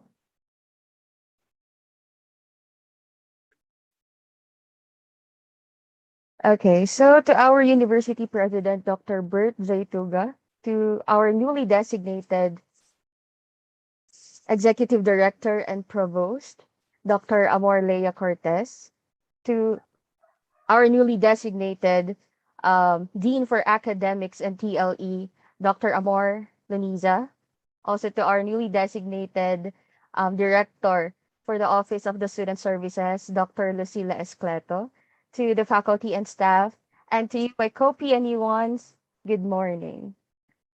It is with great privilege and honor to introduce to you the Philippine Normal University South Luzon Student Government Officers. But before I start, let me beg for forgiveness for I will not be able to introduce to you our judicial body officers. So magsisimula po ako sa ating student government legislative body officers. We have Ms. Angel Senares, representatives, Ms. Jean Cyrene Varela, Ms. Jean Magno, Mr. Alexander Ferdinand Aborde, Ms. Jamaica Holion, Arneline Arellano, Sarah Joy Laustristica, Oliver Quito, Mark Leonard Barriata, Mary Claire Argosino, Eileen Mbile, Jonna Marie Guerrero, Erica Jean Ferrolino, Katrina Enclano, Charlene Victoriano, and our Blue Ribbon Committee Chair, Honorable Giselle T. Pedrezuela, Undersecretary Honorable Myla Ida La Cruz, General Secretary Honorable Flor Christine Rieza, our General Convener Honorable Gliza G. Escleto, and our Speaker of the House, Honorable Joyce Ann B. Garcia. And for our student government executive body officers, we have Honorable Shara May V. Medes, our Student Spiritual and Welfare Committee Chair, Honorable Remeline Villaos, our Social Cultural and Arts Committee Chair, Honorable Maria Elisa T. Vichoso, our Planning and Operations Committee Chair, Honorable John Mark Boctot, Educational and Research Committee Chair, our Organization and Student Information Committee Chair, Honorable Ella May B. Septimo, our FILO, or Finance and Logistics Officer, Honorable Elaine Marie Baet, our General Secretary, Honorable Zaini Joy Rejano, our Vice President for External Affairs, Honorable Alfonso III B. Santos, our Vice President for Internal Affairs, Honorable Gabriel M. Pilot, at ang inyo pong lingkod, Martina Maria Angela P. Gaza, the President of Student Government Executive Body.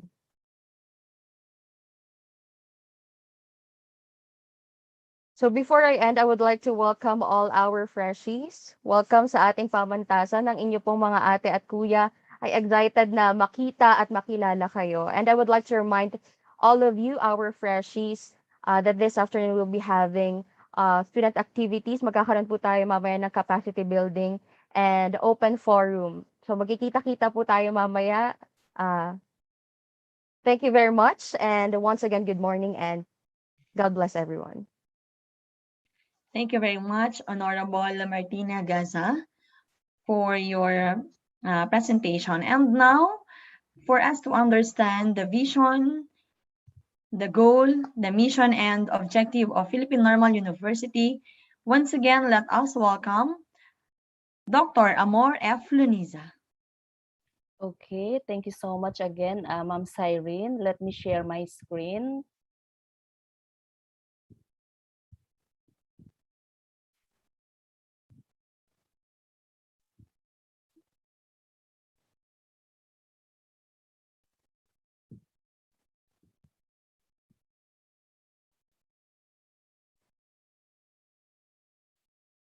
Okay, so I am tasked now to present to you the PNU South Luzon vision, goals, objectives, and strategic direction.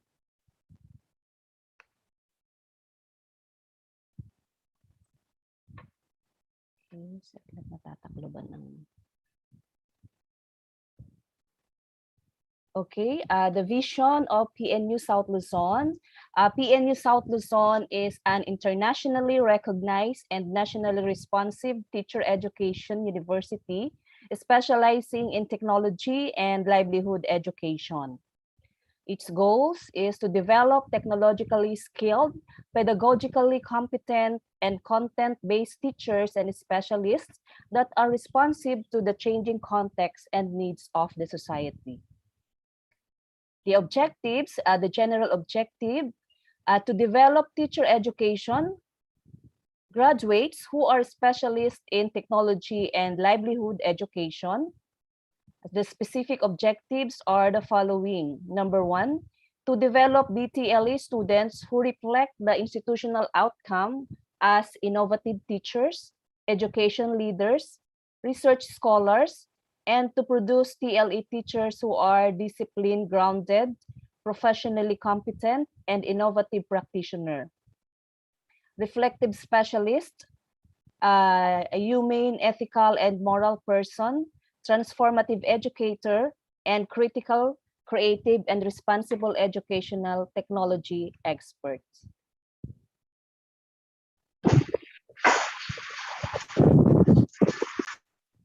To develop graduates who are endowed with the general competencies. Letter A, demonstrate competencies in using the TLE theories, principles, and concepts.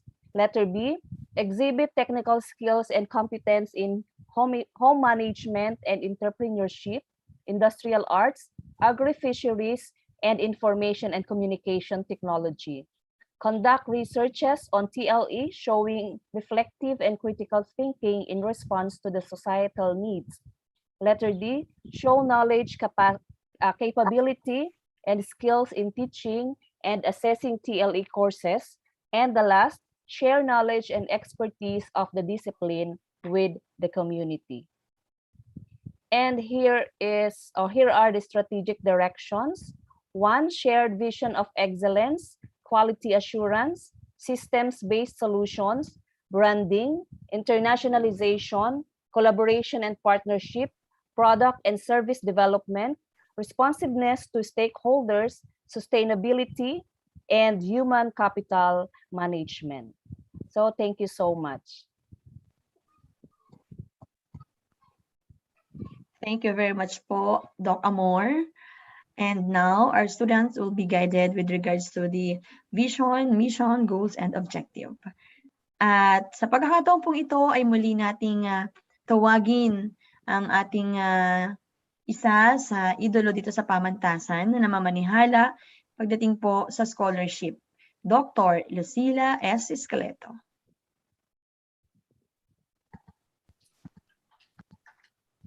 Magandang umaga po muli sa ating lahat. So, we have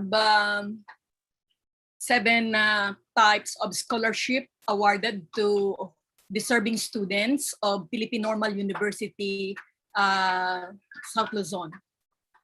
One of the scholarship is PLDT, Gabay Guro. At present, we have 15 scholars, and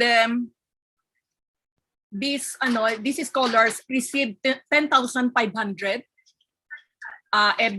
for 2 terms. Then we have CHED, EDP, and TES. I'm not aware or particular with the amount given to the deserving students. The third type of scholarship is Albarracin. The Albarracin scholars receive 10,000 pesos every year. Then scholarship coming from Balikatan, from Congresswoman Dr. Tan. So I am not aware of the amount, but we have coordinator. No, we have student coordinator who talk with the scholarship committee of Dr. Tan. Then the Suarez scholarship. So we have also coordinator coming. I think Suarez, the coordinator is Miss Limbo, a 4th-year student now. Then I'm not aware also about the amount released to the scholars. So and the last scholarship that we have here in PNU South Luzon is the SBU. So this scholarship awarded by our Mayor Rachel Ubana of Lopez. So we have, all in all, I think we have 7 scholarship. So to our first-year students, please try to excel in all academic undertakings, because there are scholarship wherein your grades will be required. Particularly, so in PLDT, CHED, so medyo sila mahigpit So starting this year, siguro I'll be the one, or Ma'am Amor and I will help with one another in order to choose the deserving students who will be recipient of this scholarship, particularly the PLDT, the CHED, and Albarracin scholarship. Okay, so that's all. So first year, if ever na you performed well, for this 2021-22, so don't hesitate to apply, no? Baka kayo yung mga deserving students, no? So that's all. Sana ma-inspired kayo and ma-motivate to perform well while you are in PNU. Okay, that's all, and thank you very much. Okay po, in addition po, mayroon pa rin po tayong DBP Scholarship Grant. Ito po ay offer ng Development Bank of the Philippines. Mayroon po tayo at present na 10 scholars and they are receiving 60,000 to 70,000 per year. Thank you very much po, Doc Lucille and Doc Amor. And also as part of additional scholarship, meron din po tayong full scholarship mula po sa Technical Education and Skills Development Authority na hindi nyo babayaran. Maaari nyo po siyang magamit para sa inyong future preparation. And now, thank you po sa inyong dalawa.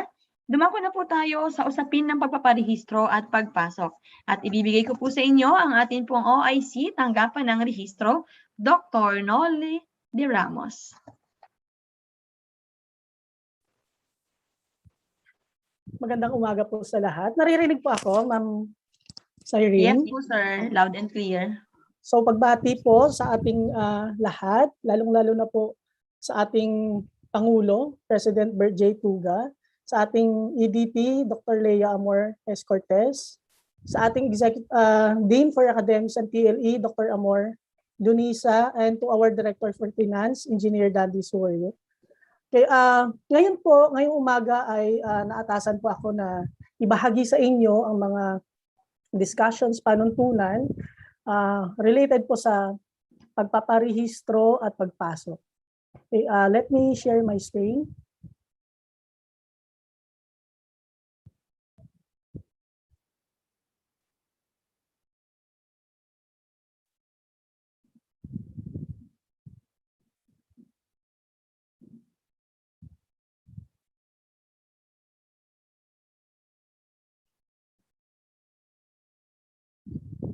Nakikita na po bang screen, Ma'am Cyrene? Yes po, sir. Yes po. So, sa ngayong taon po ay ito po yung kauna-unahang pagkakataon na hindi po nag-conduct ang PNU ng PNU Watt. Okay, so meron po tayong ngayon panuntunan regarding po sa pagpasok sa PNU. So tinatawag po natin ito na PNU ARC or the Philippine Normal University Admission Rank Criterion. So dito po binibigay kung paano gawin ang mga panuntunan para po sa pagpasok, pagpaparehistro sa atin pong universidad. Okay.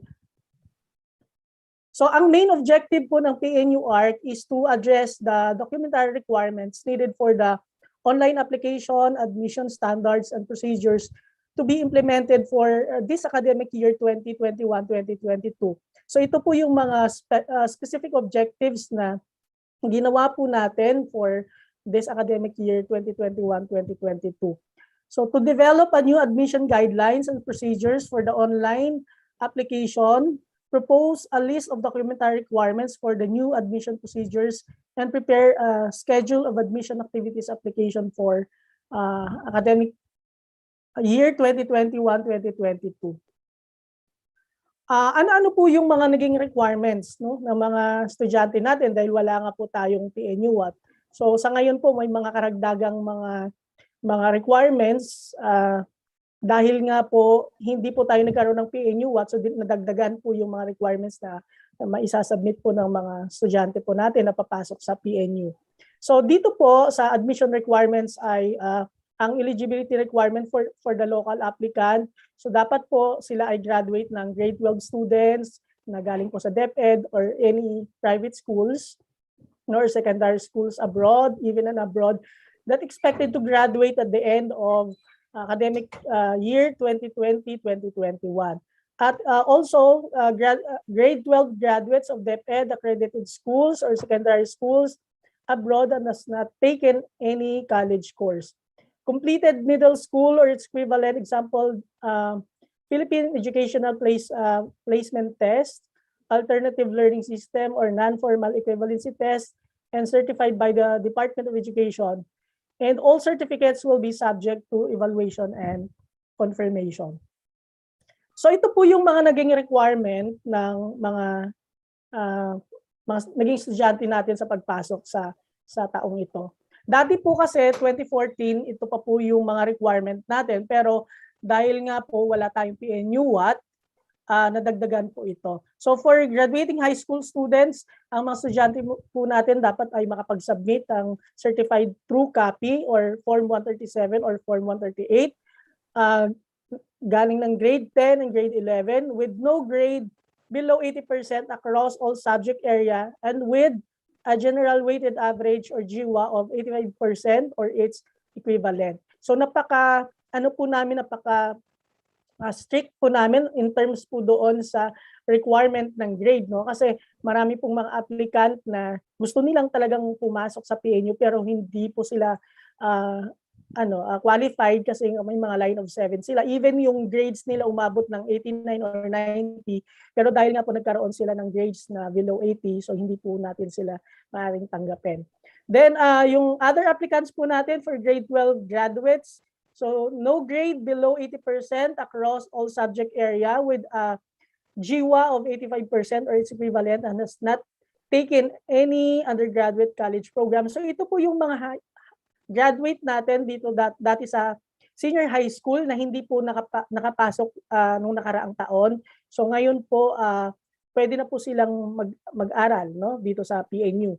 For transferee naman na galing sa ibang university, ang requirement po nila ay transcript of records or certification of grades, no grade below 80% across all subject area with a GWA of 85% and of course honorable dismissal or copy for PNU.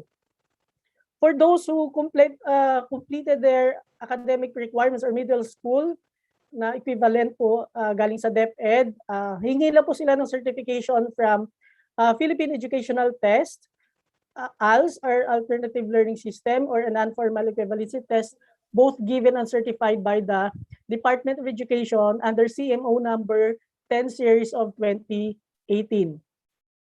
Yung other requirements po natin, kung hindi nyo pa po nako-comply, so mag-submit pa po kayo later on until November pa naman ang natin, yung mga submissions natin ng mga documents and even yung mga medical records natin. So 2x2 colored ID picture taken within 6 months in white background, a name tag with neutral facial expression, must not be wearing eyeglasses or color contact lenses and with ears exposed. So if religious customs do not prohibit. So yung iba kasi may mga applicant tayo na mga galing sa ibang community na hindi po kailangan i-expose yung kanilang tinatanggap naman po dito, no. So yun po. For additional requirements, yung certification from the school principal, tapos yung data privacy consent form, and 2 recommendation letters provided by any of the following class: advisor, teacher, guidance, counselor, high school principal. Okay?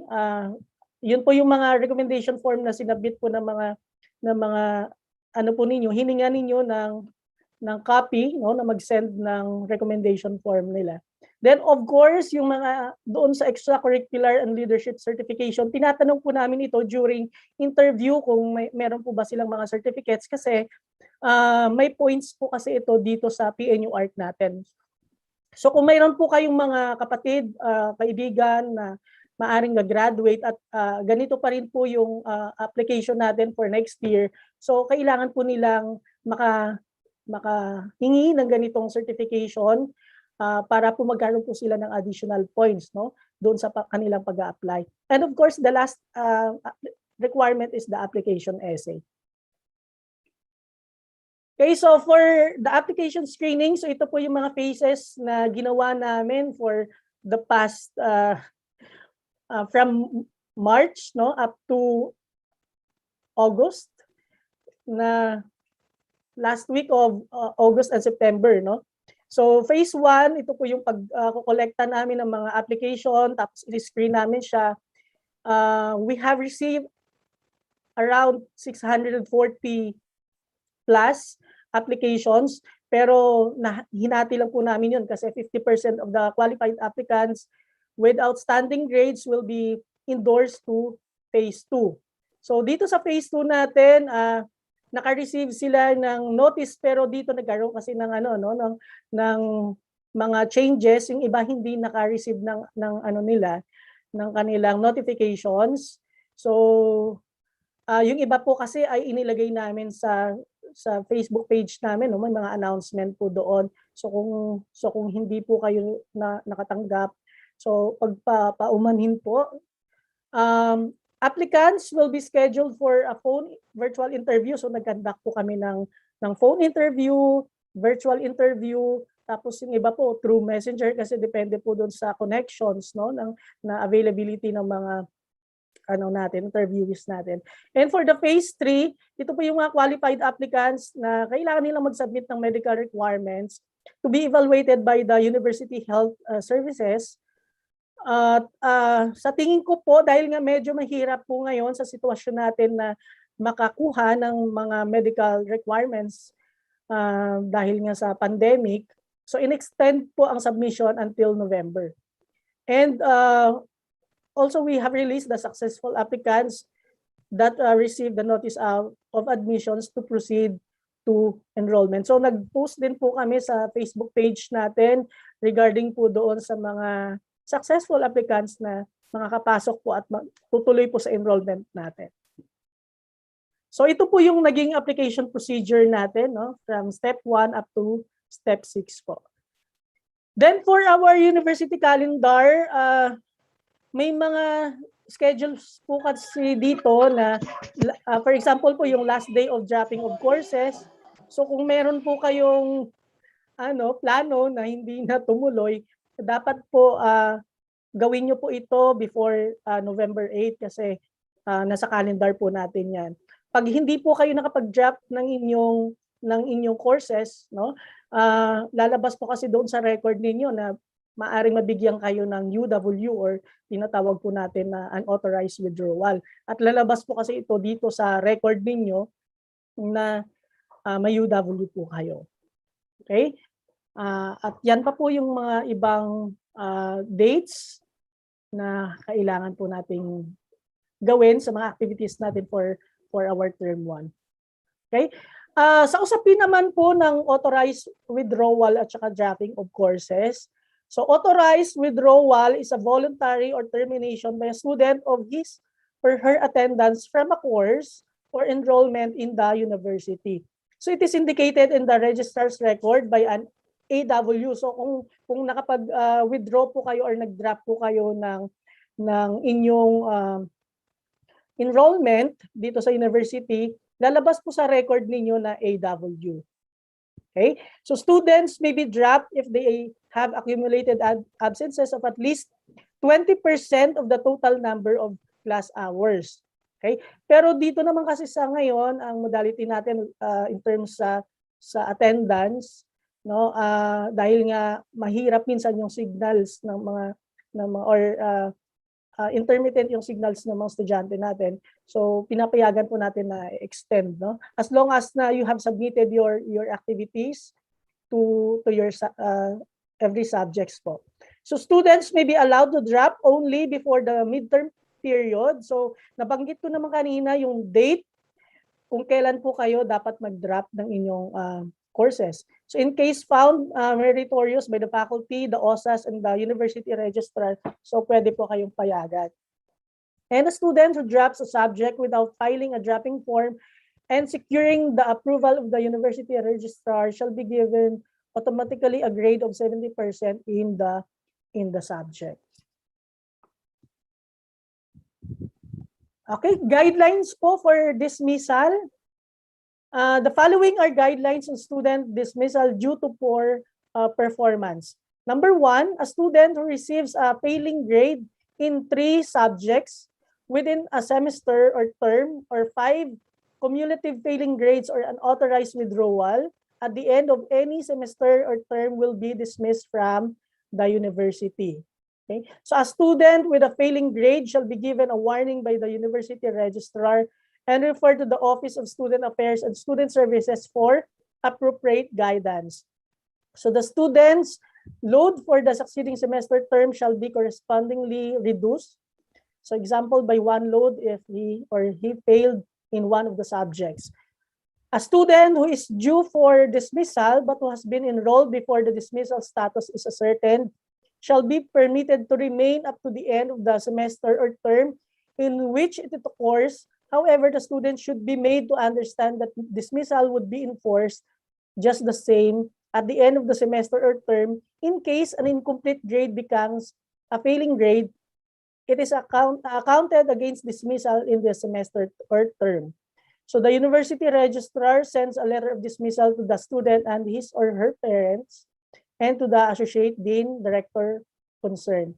So kung may plan po kayo na halimbawa sa tingin niyo medyo mahirapan po kayo ngayon, so instead na hindi po kayo papasok or hindi po kayo magpapaalam, mas maigi po na mag-file po kayo ng LOA. So i-explain ko rin po later on regarding that. So honorable dismissal, the university registrar issues an honorable dismissal to a student who voluntarily withdrawn from the university for purposes of transferring to another school. So kung magbabalak po kayo na mag-transfer sa ibang school, pwede po kayong humingi ng honorable dismissal sa registrar's office. So any student applying for an honorable dismissal should be cleared of all accountabilities before being issued a certificate. So dapat mag-undergo po kayo ng clearance bago po kayo mabigyan ng honorable dismissal. Any student who leaves the university for reason of expulsion shall not be entitled to an honorable dismissal. And any student who has been issued honorable dismissal cannot be readmitted in the university. So once na ma-issue na po kayo ng honorable dismissal, hindi na po kayo pwedeng bumalik sa university. For the leave of absence, so the procedures in applying for a leave of absence and extension are as follows. So consult the guidance counselor and request a leave of absence or LOA from the form from the Office of Student Affairs and Student Services. So yung LOA po natin, naka-base po kasi sa student manual natin, ay hinihingi po ito sa OS, no? Pero may copy po kami sa registrar's office. You can also ask for the leave of absence. No, submit to the Office of the University Registrar the application for leave of absence and extension of enrollment duly signed by parents, guardians, and academic head, advisor, guidance counselor, and OSAS or the dean. Attach supporting documents, example medical certificate and other proofs to other applicants. So dito po pinapayagan po kayo na mag-leave of absence kung meron po kayong karamdaman na hindi po ninyo maituloy ang inyong pag-aaral sa term 1 dahil po sa mga kadahilanan na nagkaroon po kayo ng sakit, no, or financial problems. So pwede po kayong manghingi at maaari naman po kayong mapayagan. So a regular student loses her or his status as a student in residence if the leave of absence exceeds 1 to 2 academic years. So mawawala po ang inyong status being a regular student kung nagkaroon po kayo ng LOA for the past 1 or 2 academic years. So a renewal of the leave of absence shall be determined by the university is excluded in the count of 4-year term for regular students and 5-year term for working students. For incomplete grades, so a student is given an incomplete grade of for any of the following reasons, no? So failure to comply with the requirements of the course, example projects, term paper, attendance, etc. Failure to take the required examinations like midterm exam, final exam, unit tests, and quizzes. Grade shall be completed within 1 semester or term Otherwise, the student shall automatically be given a failing mark. So in the absence of the professor, the dean or the associate dean may take charge in processing the application for the completion of grades. So ang mga estudyante po natin, remember po, pag hindi po kayo nakapag-submit ng mga requirement ninyo, hindi po kayo nakapag-take ng examinations like midterm and finals. So isa po yan sa ground na maaari po kayo ma-incomplete kasi ang mga faculty po natin ay meron din pong dates na hinahabol po sa pag-i-encode nila ng grades. So kaya kailangan po mag-submit po tayo ng on time ng mga activities po natin. So procedures for completing a grade. So the student goes to the course professor to settle his or her incomplete grade upon compliance with the requirements he or she lacks. She secures an application form for completion of grades form from the Office of the University Registrar. So meron po tayong completion of grade form na pwede po ninyong makuha sa Registrar's Office. Mag-request na po kayo. Then submits a completion form to the Office of the University Registrar for verification and retrieves the same from form after verification. So may payment po kasi dito ang pagkakaroon po ng completion of grades. Ang bayad po yata dito ay 50 pesos. So kung meron po kayong incomplete grade, kailangan nyo po kumuha ng completion form, magbabayad po kayo sa cashier's office natin para po doon i-verify, i-validate po ng registrar's office na talagang incomplete po kayo. So the professor submits the completion form with the assigned rating on or before the due date indicated in the form of the Office of the University Registrar for encoding. So kami po sa registrar's office, pag sinabit po sa amin ng completion form na may grade po na signed by the professor, so encode po namin yung grade. A copy is returned by the Office of the University Registrar to the professor concerned. And a student with incomplete grades will be allowed to enroll only until after he or she has settled his or academic deficiencies. Okay, for academic probation, students who fail in 1 or 2 subjects in a semester or term may be placed on academic probation and are allowed to enroll under the following conditions. So they remain on probation for 1 regular semester or term during which they have to pass all the subjects previously failed. So kung halimbawa po sa term 1, kung meron po kayong isang incomplete doon, dapat po na-comply nyo siya bago po kayo makapag-enroll for the second term. So yun po dapat yung usapan. Yung incomplete grade po kasi natin may ano lang po yan, may validity lang po yan. Na dapat hindi po kayo lumampas doon kasi once na hindi nyo po siya na-comply in certain dates, maari po kayong ma-failed, automatically ma-failed po kayo. Okay, so kailangan nyo po i-comply siya. So they are allowed to enroll only with limited study load at the discretion of the university registrar, but in no case may enroll in more than 15 units of course work. So pwede pong, kung makapag-enroll man po kayo, maaring mabawasan po yung ano ninyo, yung subjects ninyo doon. So kung may mababawasan po siya, ibig sabihin may maiiwanan po kayo na subject sa susunod na term, which is habulin niyo po yun for the following year. So probation is lifted when a student passes all the enrolled units in a given semester or the term.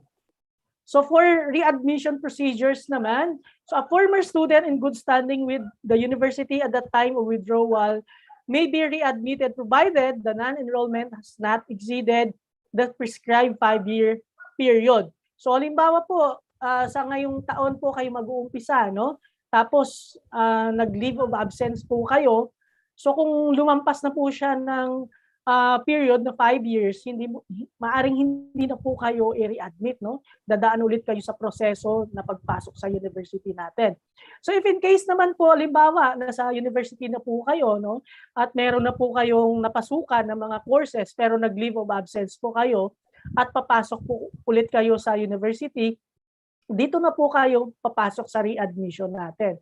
So no student will be considered for readmission if he or she has submitted an accomplished withdrawal form from to the office of the university registrar before withdrawal. All requests for readmission must be directed to the university registrar. So lahat po ng mga magpapare-admit po ng mga estudyante natin ay dadaan po sa university registrar. Kasi magre-request po kayo ng evaluation of grades para po doon pag kinausap po kayo ng OS, no? Maari po kayong ma-check po yung mga records ninyo kung talagang ma-allowed po kayo, no? Kung pasok pa po kayo doon sa qualifications or sa requirement po natin. So a student who has accumulated maximum number of academic deficiencies like UW or failure will not be readmitted. So yung mga estudyante po natin na hindi na po nagpaparamdam, no? Naging unresponsive po sila. So maari po kasing ground po ito for non readmission, no? Sa inyo. Kaya dapat po iniingatan po natin yung record natin. Okay? On the residence of students naman, for regular students, a regular student should finish the course within the prescribed residency time. So meron lang po kayong residency time na 4 years kasi ang course po ninyo ay for 4 years lang po siya, no? For reasons beyond his or her control, example, illness, nagkasakit po kayo,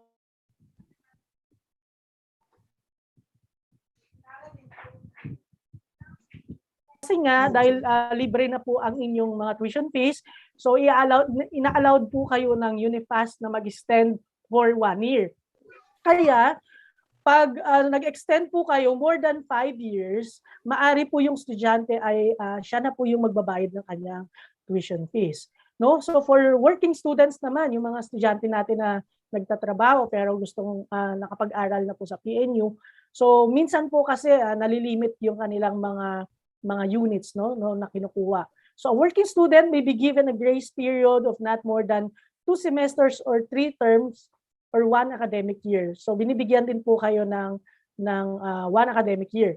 For reasons beyond his or her control, example, illness, financial difficulties, etc., may be allowed a grace period of not more than 4 semesters or 2 academic years.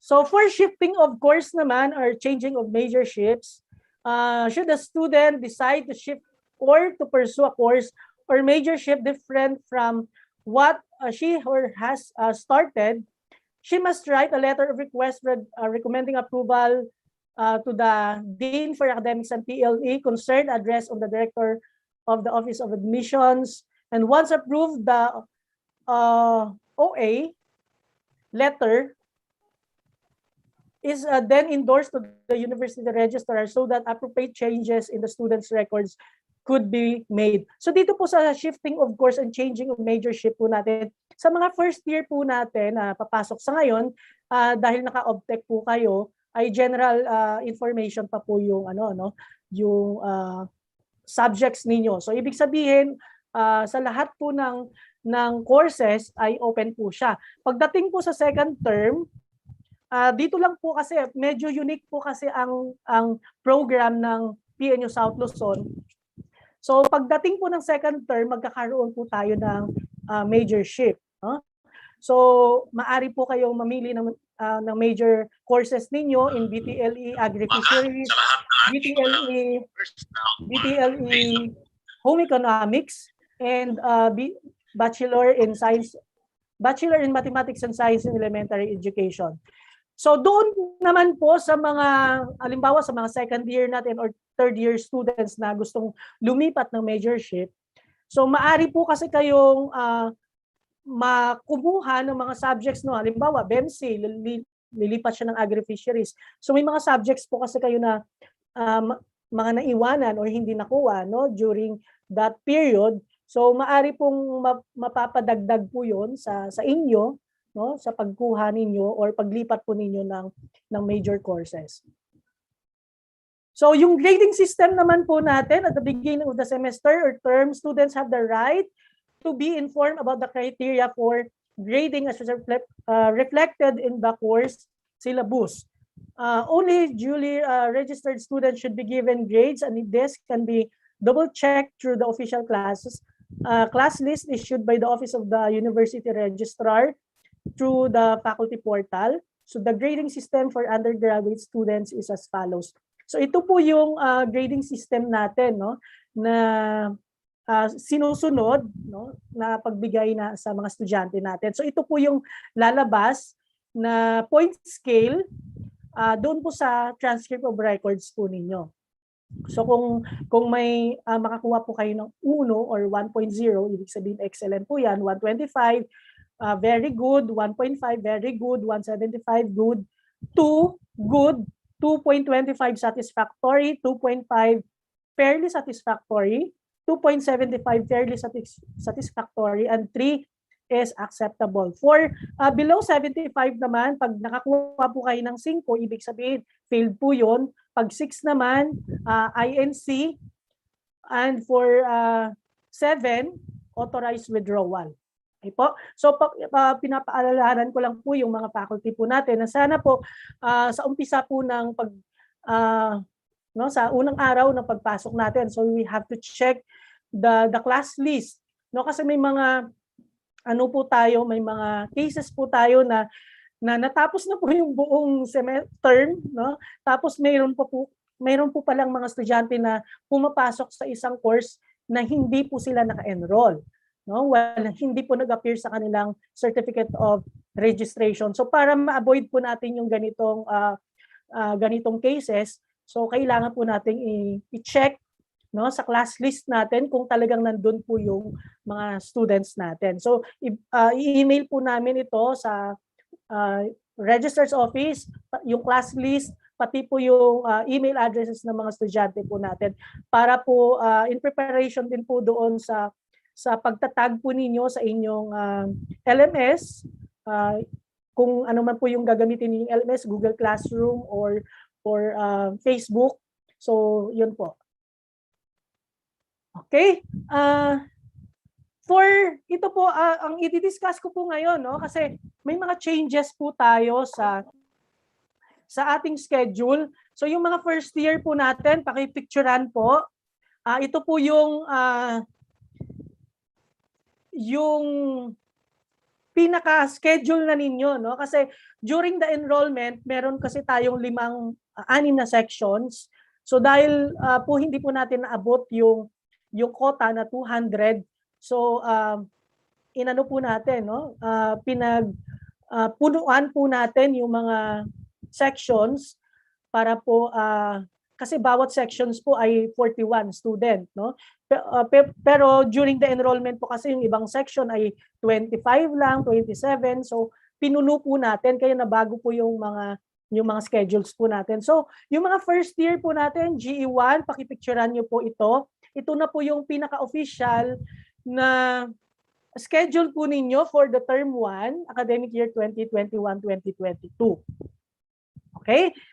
Pwede nyo rin po itong ma-access doon sa portal ninyo. Makikita nyo po yon na nagkaroon po ng changes. So kung na-download nyo po yung certificate of registration ninyo before, i-try nyo pong i-re-download ulit para po sa pagbabago, no? So sa pagkaroon ng pagbabago or changes ng inyong schedule.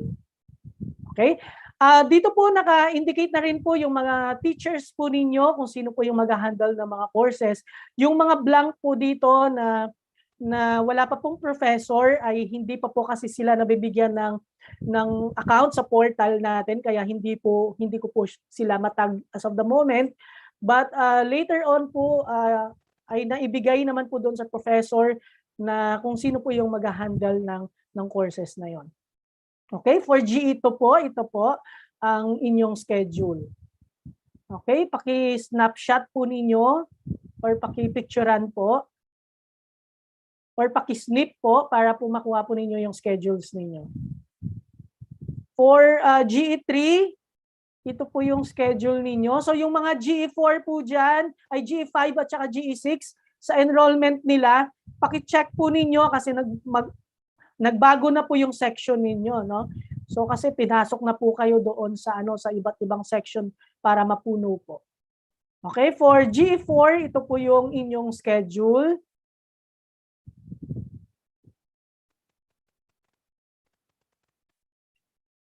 Okay. For second year naman po ng BEMC, ito po yung inyong bagong schedule. So kung may mga changes man po, paki-check na lang po kung talagang nagbago po siya or hindi. No? Pero ito na po yung pinaka-official. For BTLE HE2A, ito po yung inyong schedule. Ayan, kompleto na po yung mga professors assigned na mag-handle po ng mga courses.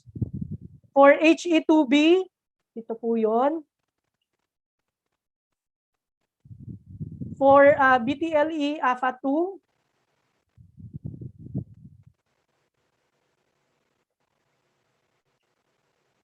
for BEMC 3, ito po yung inyong schedule. For BTLE HE3A,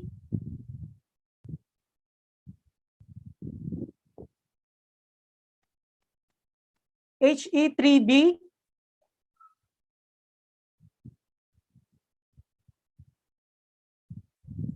and AFA 3.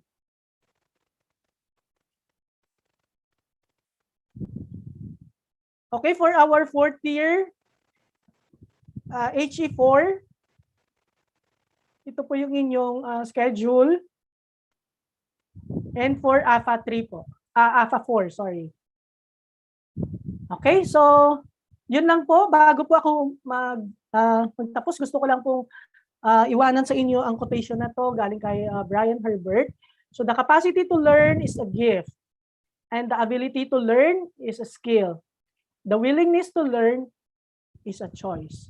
So magandang umaga po sa ating lahat. Maraming salamat po. Okay, thank you so much, Ma'am Cyrene. Thank you very much po, Doc Noli. Of course, we will choose willingness to learn.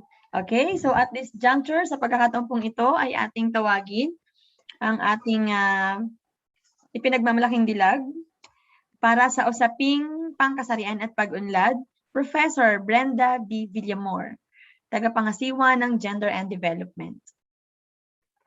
Magandang umaga po sa ating lahat. Narinig po ba ako? Yes po. Thank you, ma'am. Sa ating minamahal na Pangulo, Dr. Bert J. Tuga, sa ating Executive Director and Provost, Dr. Leia Amor Cortez, sa ating Dean for Academics and TLE, Dr. Amor F. Lunisa, sa ating Director for Finance and Administration, Engineer Dandy Soryo, sa lahat ng faculty and staff of PNU South Luzon, mga student leaders, parents, and incoming freshman students, magandang umaga po sa ating lahat. So ang topic ko po ngayon ay about gender and development. So mag-share po ako ng screen.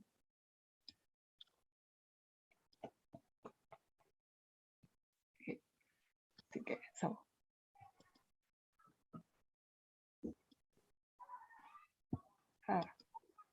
gender and development.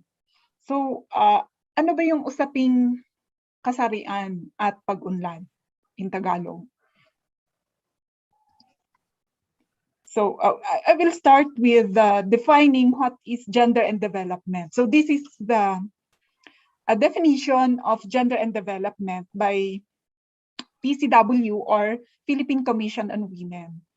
So it's defined as development perspective and process that is participatory and empowering, equitable or fair, or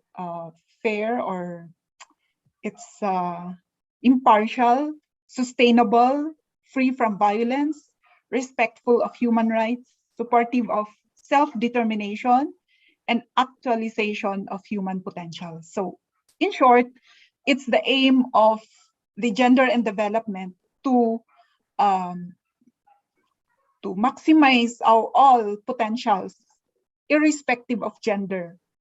kahit babae man, lalaki man, lahat-lahat ay ma-reach natin yung ating potential through empowering, yung keyword dito ay empowering, participatory, fair or equitable, sustainable, free from violence, and then respectful of human rights, supportive of self-determination, and self-actualization.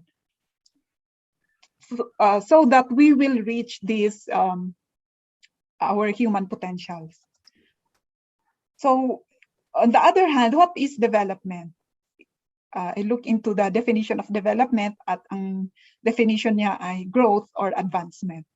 Alam naman natin, no? As applied to God, development is about a full and satisfying life for all that is shared in our responsibility. So we will reach that as you enter PNU, our goal is to have a satisfying life in the future, di ba? But there is also a responsibility to achieve that. So if we look into the our laws or mandates, there are several God mandates even in the international and national scale that mandates us to or promotes this gender and development. So first we have the Universal Declaration of Human Rights, or UDHR, in 1948 in Paris. So this is the first God-related mandate that can be traced from year 1948 during the UN General Assembly. So imagine in 1948 ay may mga mandato na to related to gender and development, which will expression of rights to which all human beings are inherently entitled. So ito, lahat ay nagkakaroon ng rights para sa lahat ng tao, for us to exercise our rights, no? So through this Universal Declaration of Human Rights in 1948, and this was initiated by the United Nations. And we also have the MDG. I know that you're familiar with this, Millennium Development Goals na natapos ng 2015. Ang MDG 3, isang napakalaking mandato din, is to promote gender equality and empower women. So it's really a mandate to have or to promote gender equality and to empower women. And nung natapos yung MDG is that the SDG took over the Sustainable Development Goals, and again in SDG number 5, it's again a mandate to have or to promote gender equality. So makita natin, no, na gender equality in number 5, and also empower all women and girls. Okay, so we have those international mandates na, no. Bakit pag napansin niyo, bakit natin binibigyang pansin talaga yung mga women, or why is women really given importance to empower? If you look at the history of the history of the world, women were seen as less than men. Women couldn't stand up for themselves, and women could not vote before 1920s. So ganun yung history ng mga kababaihan, mga kasama kong mga kababaihan, no? So to honor women, March is celebrated as Women's Month. So every March of the month, during March, no, may mga activities tayo na we will be conducting to honor women. So, and then international celebration honoring the contributions of women to history, culture, and society. It's March 8, 2020. Every year, not 2020 only, but every March 8 of the year is assigned as the International Women's Day to honor all women around the world, no? So isang example, no, na maibigay natin na women can also do as much as what men can do is that in science, we have Marie Curie. I'm sure na narinig na ninyo to. Si Marie Curie was the first woman to win a Nobel Prize for rediscovering radioactivity. And she discovered the polonium and radium along with her husband. In addition to that, Marie Curie also was the woman who won 2 Nobel Prize in physics and Nobel Prize in chemistry. So makita natin no na we can do as much, women can do as much as men can do. No. So we have several laws on the protection of women and children. In the Philippines, we have the Republic Act number 9262, the Anti-Violence Against Women and Children Act of 2004. And that an act, RA 10398, is an act declaring November 25 of every year as National Conscious Day for the elimination of violence against women and children. So this coming November, we will be also having some activities to observe this elimination or of violence against women and children. Okay, so if we look at the Philippines, no, buti na lang, no, we live in the Philippines, wherein it is a country wherein the Philippines remains the. Do you know that the Philippines is the country in Asia who, in terms of closing the gender gap or the global gender gap index, ay tayo ang nangunguna sa Asia. So ibig sabihin nun, sa mga ibang bansa ay hindi ganon parehas yung pagtingin nila sa mga men and women. In other countries, no, we know what they do to the women, wherein they prevent them from having a work or post in the government, something like that. They like you might as well have heard of the news happening in Afghanistan, wherein the women were who were holding a post in offices were removed from their office, and their male relatives took their place. No, so parang nawawala na yung mga nawalang saysay yung mga pinag-aralan nila, yung mga may degree, no, they just burn them because it's useless. The government doesn't recognize their achievements. So it's good that we live in the Philippines, wherein in 2020 we ranked among all the Asian countries. We're the top country in terms of closing the gender gap, meaning there's no gender inequality, or very high ating gender equality dito sa Philippines. No. And the reason why we attribute it to even in the Constitution, it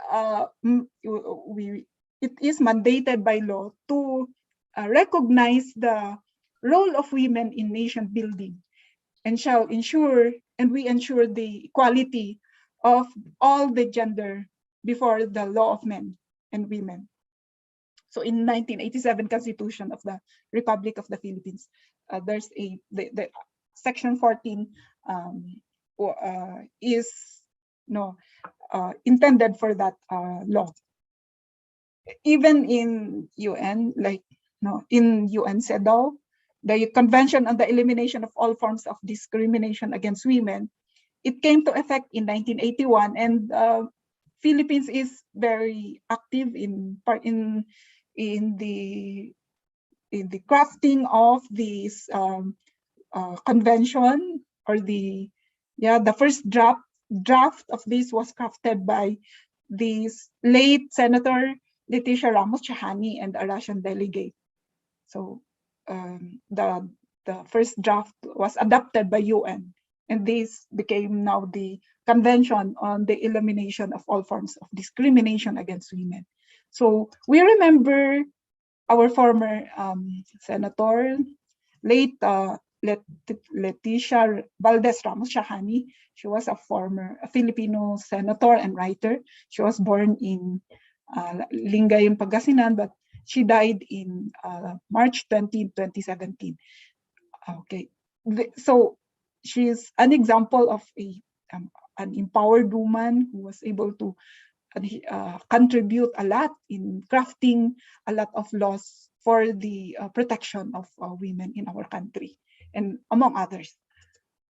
Okay, so the effect of Philippines women economic empowerment, we have again several Republic Act, 97 RA 9710, otherwise known as the Magna Carta for Women, which is a comprehensive women's human rights law that seeks to eliminate discrimination against women by recognizing, protecting, fulfilling, and promoting the rights of Filipino women, especially those in the marginalized sectors. So women are really being empowered. So women and men, lahat, no, we are being empowered, and also to respect one another. Yeah. So we have also the Magna Carta of Women, equal access and elimination of discrimination in education, scholarships, and training. Hindi tayo dapat nagdi-discriminate dahil sa babae siya ay hindi na siya matanggap sa scholarship or what. No, ganun na. No, we remove any discrimination against any gender. Okay. So yeah, ito yung Magna Carta of Women. And then the latest law, ito ay pinakabago na law, is the Safe Spaces Act, RA number 11313. We will be having a webinar maybe to introduce or to further discuss this law to you, because this is very applicable in the online space or online flexible learning. So it recognizes that the state recognizes that both men and women must have equality, security, safety, not only in private, but also in the streets, public spaces, online spaces, workplaces, and educational and training institutions. So this law promotes for the safe space, not only in public, but in streets, the online space. So we have the right to be safe in all types of spaces. So ito yung mga several mga tawag dito, nilalaman ng Safe Spaces Act. The catcalling. So like for example, nakasakay ka sa jeep or in public place, and then may sumipol sa iyo, ay pwede mong kasuhan. So pwede mong i-report 'yon sa barangay, for example, kung sa barangay 'yon nangyari. Okay, cyber stalking, no, ito usong-usong ngayon yung cyber stalking, no, sa communication, online communication, no. Tapos we also experience gender-based online sexual harassment, which includes acts that use ICT in terrorizing and intimidating victims through physical, psychological, emotional threats, unwanted sexual, misogynistic, transphobic, homophobic, sexist remarks, comments online, whether publicly or through direct and private messages.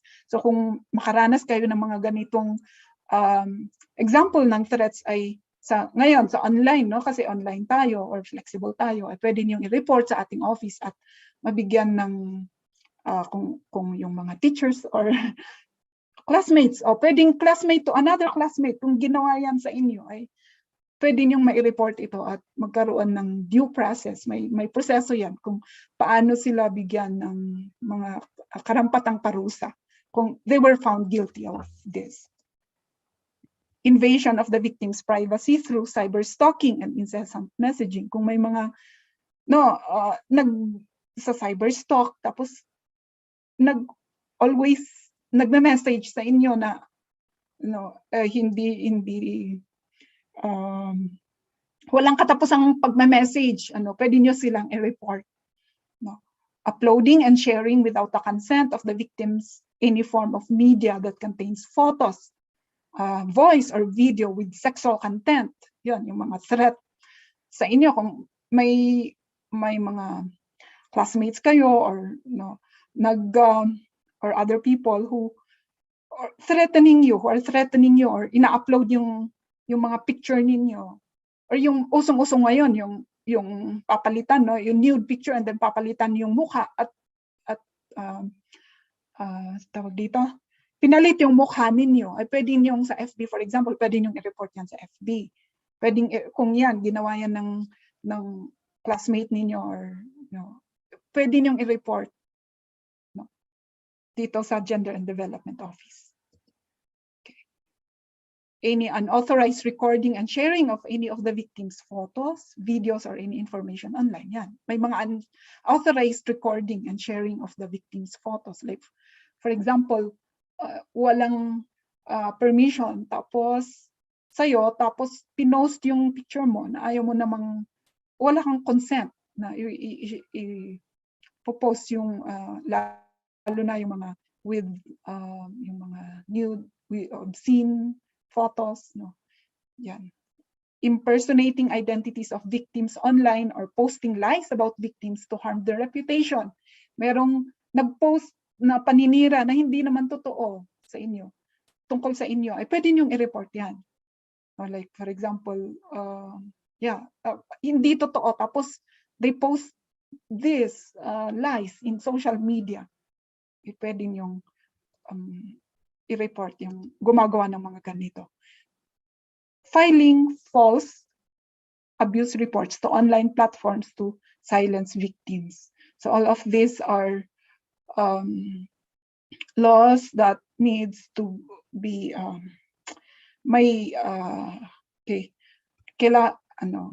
kung a person is found guilty of this, they need to they face their punishment. No? So you need to report them. Kung ginawa yan sa inyo, ay kailangang i-report ninyo. No?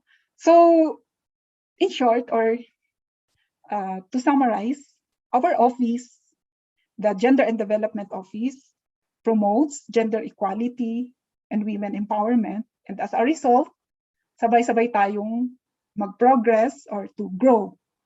No, in your 4 years stay in PNU South Luzon, we expect that we will grow and we will attain the progress, the success that we are aiming for by promoting, again, this gender equality, respect to one another, and empowering each other, not only women, but we also empower all genders, men, women alike.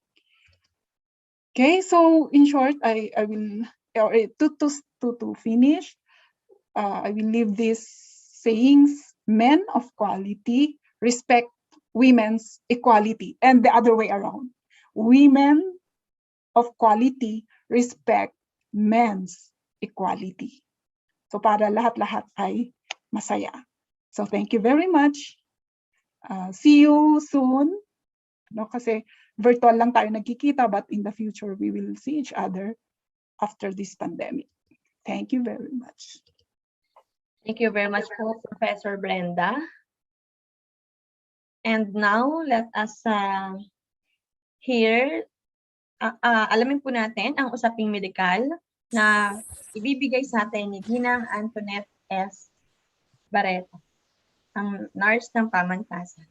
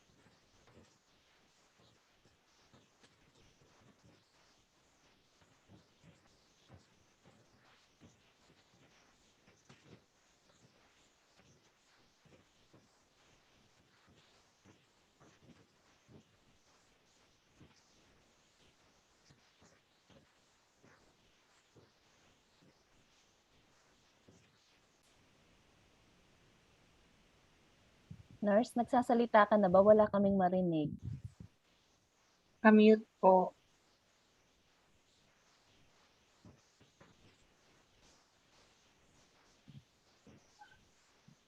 Wala po kaming marinig, nurse.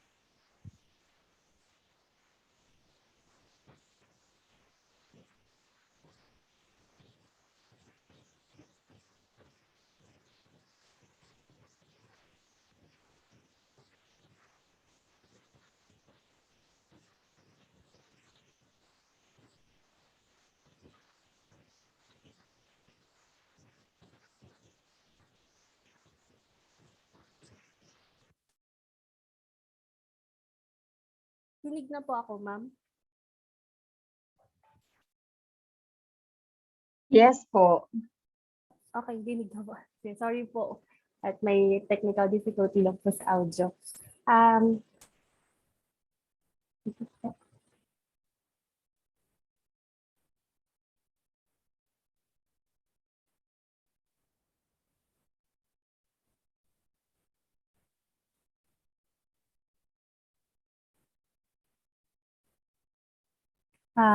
Before po ako mag-start, welcome po sa lahat ng mga first year students at saka po sa mga magulang at sa mga the rest po na years na dito po ngayon kasama namin sa virtual ano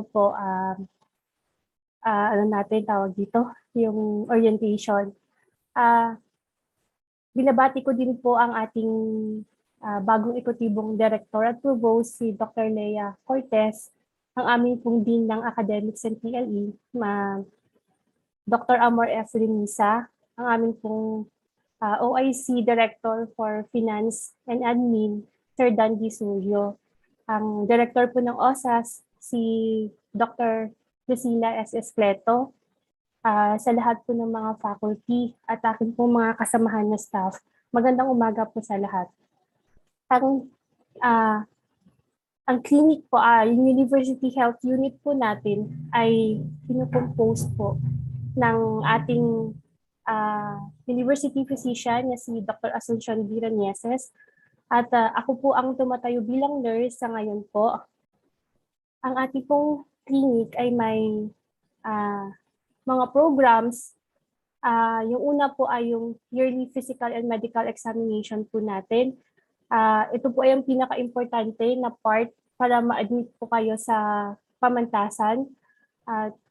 Sa mga first year po at sa lahat ng from first year to fourth year, kami po may inisend na pre-enrollment health checklist through Google Form po yun, through your emails. Yun po ay, lahat po ay dapat nakapag-fill up po noon. Tsaka po, ang lahat po ay nagkakaroon po ng x-ray, drug test, tsaka meron pong medical examination form po na fini-fill upan ng isang physician at ibabalik po ito at i-email po pabalik sa amin. Yung drug test po natin sa ngayon po ay para po sa first year lamang po. At yung previous po na year na hindi po nakapagpasa ng kanilang drug test ay kailangan din pong mag-sumite po noon. Ito po yung mga forms na inisend po namin sa inyong email. Yun po ay ida-download po natin. At saka ito po yung gagamitin na pagpa-fill up po sa mga doktor. Next po natin na program sa clinic po ay Health Education and Wellness Program po. Sa ngayon po, dahil tayo po ay naka-virtual, siguro po ay gagawa po tayo ng paraan para magkaroon po ng health information drive through webinars po, as well din po as doon sa fire safety and disaster and basic first aid. Sana po ay mai-push po natin yun para kahit papano meron pong mai-offer na programs ang university clinic sa inyo po. Dahil po sa pandemic ay nag-iba po yung settings natin, yung stress po natin siguro ay mas naging double kesa po sa napasok po tayo sa school. Pero meron po mga ways na para po tayo mag-cope, tsaka paano po natin siya i-response, ano po natin din yan, na magkakaroon po tayo ng mga webinar series po. Sa ngayon po, ang mga services na in-offer po ng ating clinic ay medical and dental consultation. For the meantime po, wala po tayong dental doctor, kaya medical lang po muna. Through e-consulta, yun po ang tawag namin, pwede po kayong mag-email or mag-text sa nakalagay po dyan na email ad at saka cellphone number. Kung meron po kayong mga concern sa inyong health, mental health, physical, or kahit ano pong problema, wag lang po pera, ay pwede po natin siyang i-consulta po sa ating doktor. At gagawan po natin ng paraan na mai-address po ang inyong mga problemang pangkalusugan. Yun lang po, and I leave the quote, when I is replaced by we, even illness becomes wellness. So, ibig sabihin po nun, the other side, hindi naman po pwedeng tayo lang mag-isa, kailangan pong sama sa may iba pang tao na pwede mong mapagsabihan or ma-release yung mga problems natin para hindi naman po siya nakakabigat sa atin. Lalo na pa nga sa estudyante ngayon na naka-virtual lamang, I know the stress na ninyo, na nararanasan ninyo, but there are people na makakatulong po sa atin. Thank you. And lastly po, ito po pala yung mga kasama ko sa admin. Wala pa kaming picture kanina. So, these are the people po ng administrative staff po ng PNU South Luzon na sooner kapag meron na pong face-to-face, ay sila po ang inyong makikita po doon sa mga windows na kapag may mga transaction po kayo. Thank you. Thank you very much po, Nurse Tonet. Nakakatuwa sapagkat ngayon po ay nauunawaan higit ng ating mga mag-aaral ang mga usapin, lalo-lalo na po sa ating kasalukuyang sitwasyon sa gitna ng pandemya. Okay, at sa pagkakataon pong ito, tayo ay dumako sa kasunod na usaping pananalapi at pagbabayad. Ito po ibibigay sa atin ni Ginang Marijoy O. Mahares, ang cashier ng ating pamantasan.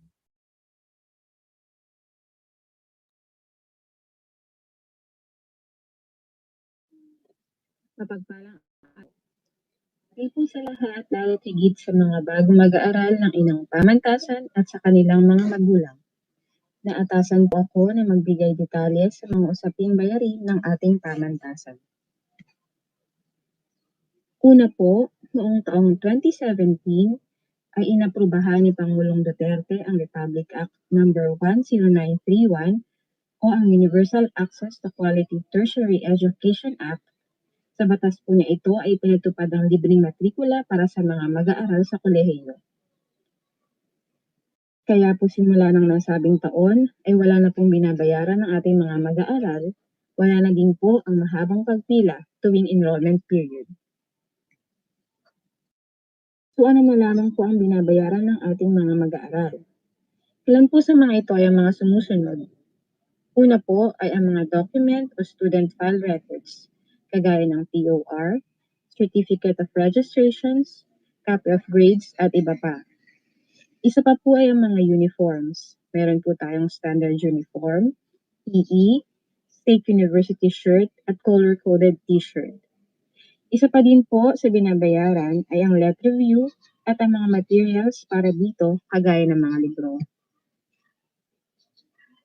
Maaari po silang magtungo sa tanggapan ng cashier para sa kumpletong halaga ng mga bayarin sa mga documentary request nila. Pagdating naman po sa ibang bayarin na may kinalaman sa uniforms at ibang activities sa pamantasan, ay nagkakaroon po muna ng pagsangguni sa mga mag-aaral sa pamamagitan ng student government. Ganon din sa mga faculty at inihingi ito ng pag-aproba sa administrasyon bago ang paniningil. Ang proseso naman po ng ating pagbabayad. Una po ay ang pagtungo muna sa administration building sa registrar's office o sa window 1 para sa request form. Ito po request form ay sunod na ibibigay sa window 4 o ang accounting department para mabigyan po tayo ng order of payment. Ito po ang magiging basehan sa susunod na hakbang sa window 3 o ang tanggapan ng cashier. Dito po ang pagbabayad at ang release ng official receipt. Pagkatapos po ay babalik po tayo sa window 1 at ipepresent ang OR upang makuha natin ang ating mga dokumento. Ang pamantasan po ay may ginagamit na isang web-based system o ang PWebs. Meron pong portal para sa mga mag-aaral, sa mga faculty, para sa cashier, at ganoon din po para sa accounting. Kaya po ang pag-resibo namin ay online. Ito po ang halimbawa ng aming official receipt. At kagaya nga po ng nasabi ko, dahil isang system ang aming gamit, kung ano pong ipinasok ng cashier o kung ano man po ang binayaran ng mag-aral, ito po ay makikita nila sa kanilang student portal kagaya nito.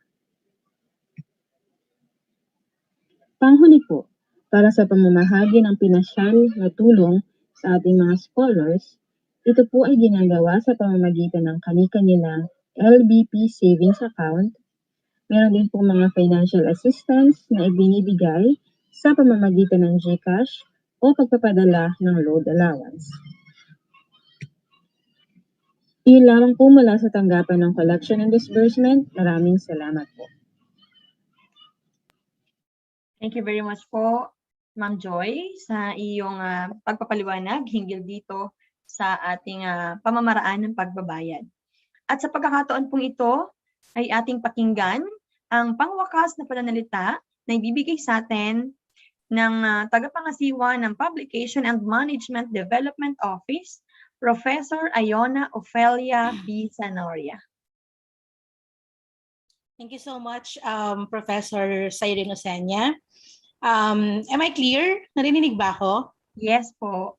Thank you po. So to our University President, Dr. Bert Jasmine Tuga, to our Executive Director and Provost, Dr. Leia Amor S. Cortez, to our Dean for Academics and TLE, Dr. Amor F. Loniza, to our OIC Director for Finance and Administration, Engineer Dandy V. Suryo, to our Director for Office of Student Services, Dr. Lucila S. Escleto, to our Faculty President, Dr. Roel V. Avila, to the President of the PNUSL Administration and Employees Association, Nurse Antoinette S. Barreto, to our SG President, Honorable Martina Maria Angela P. Gaza, to the faculty members, both regular and part-time faculty, admin staff, students, and guests, good morning.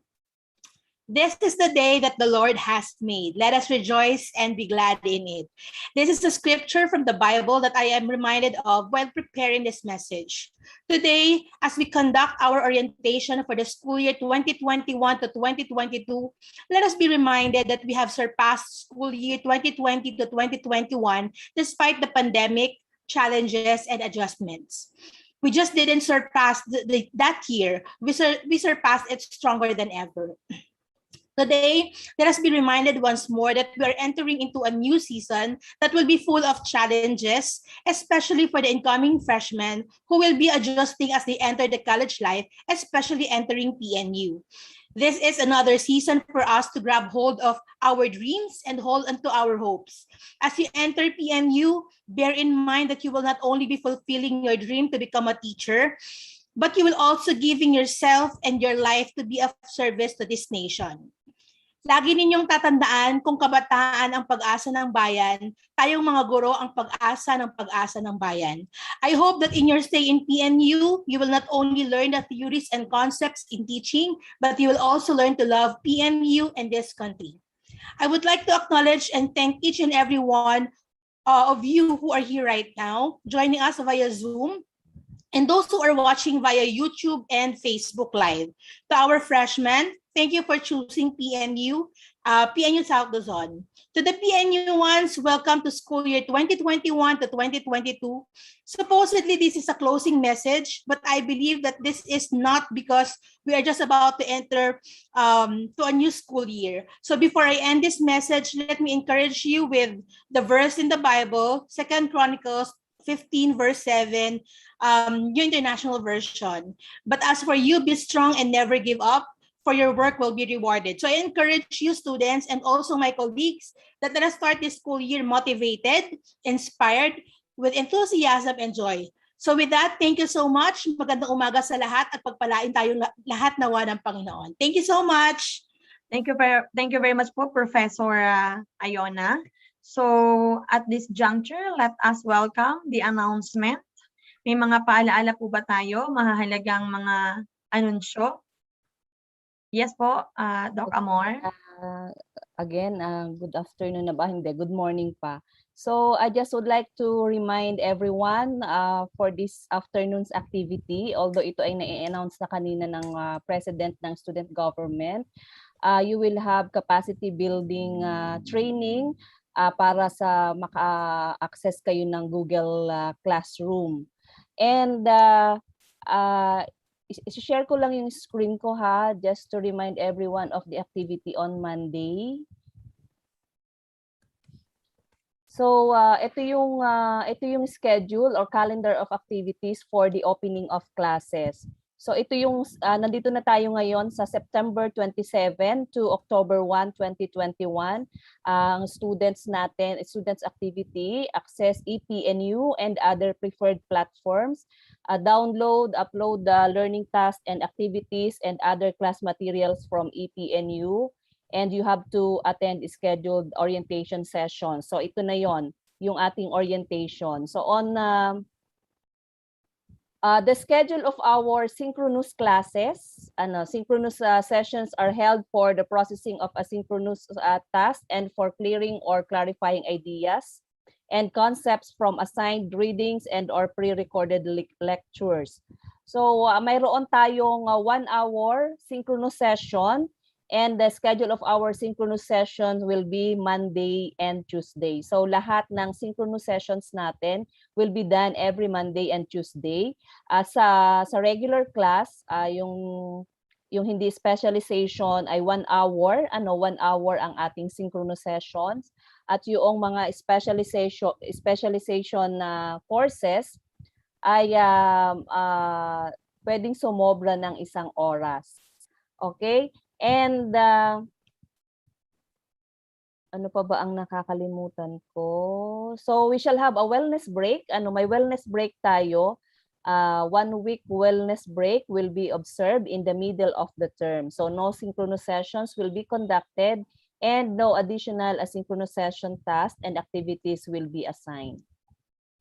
All of you will be provided OTG, yung para doon ninyo ma-download ang inyong mga activities na nasa Google Classrooms. So kung mayroon kayong questions ay mamaya mayroon tayong open forum mamayang hapon during the activity this afternoon. You have to reserve your questions and kapag kaya nating sagutin ay ating masasagot. So, mayroon yatang announcement si Ma'am Lucille.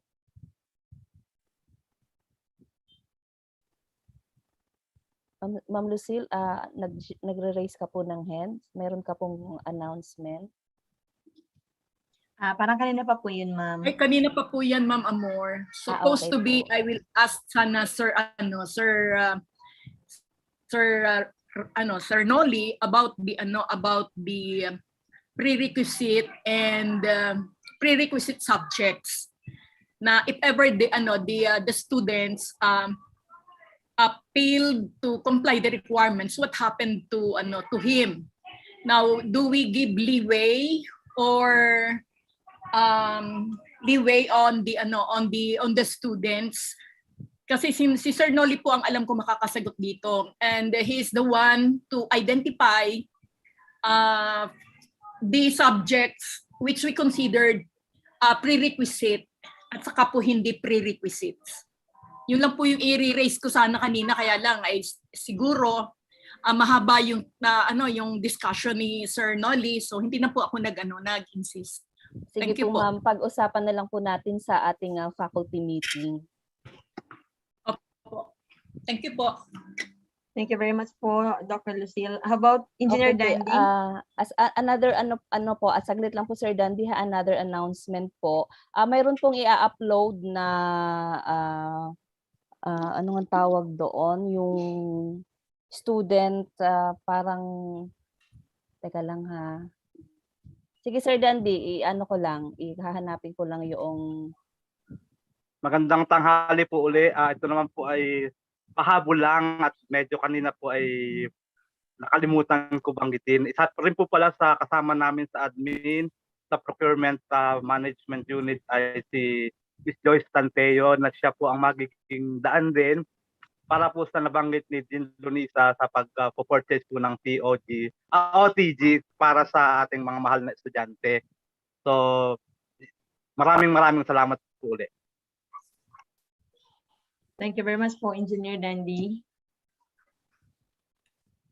Hintayin lang po natin si Doc Amor. Teka lang, hinahanap ko pa.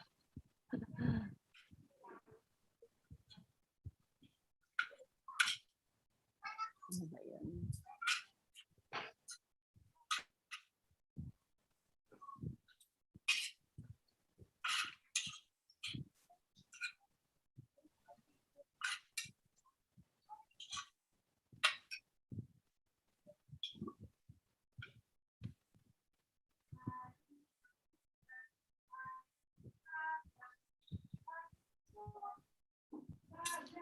Ito. Okay, again, let me share my screen. Although ito ay i-discuss ito sa bawat klase, pero i-share ko na din dito para sa lahat ng first year. Ito yung students undertaking for blended learning. This will be uploaded sa bawat Google Classroom ng bawat subjects. So each of you is required to read this and upload. Then papipirmahan ninyo then yung itong mga first year na to ay pipirma din ang inyong mga magulang or yung guardian ninyo. Ito yung students undertaking for blended learning. So bago ito permahan ay i-discuss ito ng mga subject professors ninyo during your orientation siguro sa Monday. Ayan. Yun lang po. Thank you very much po, Dr. Amor. And now, to formally close our orientation program this morning, I'll just leave this statement. Education is the most powerful weapon which you can use to change the world. This is according to Nelson Mandela. At inaasahan po natin na ang mga bunsong kapatid sa pamantasan ay magiging masaya at matagumpay matapos ang 4 na taon. For PNU hymn, everybody, ini-invite po na sumabay na po for you to be familiarized. Sir Josh.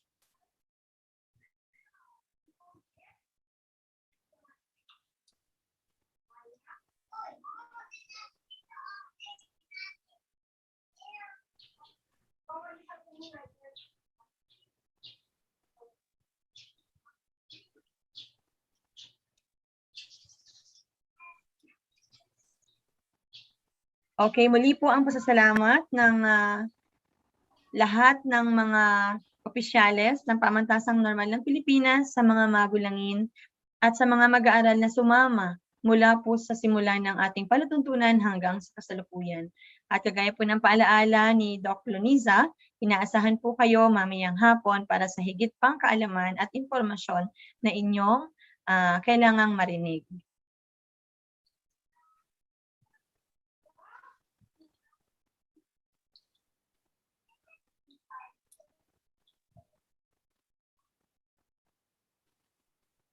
Ayan, so naintindihan naman natin yung mga pinag-usapan. Ano po?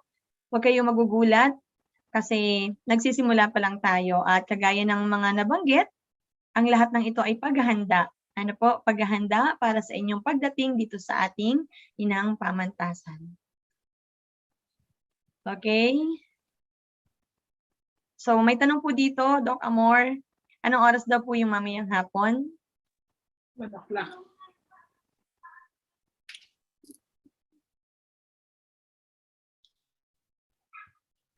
Ano pong oras ang ng usapan niyo ng mga bata?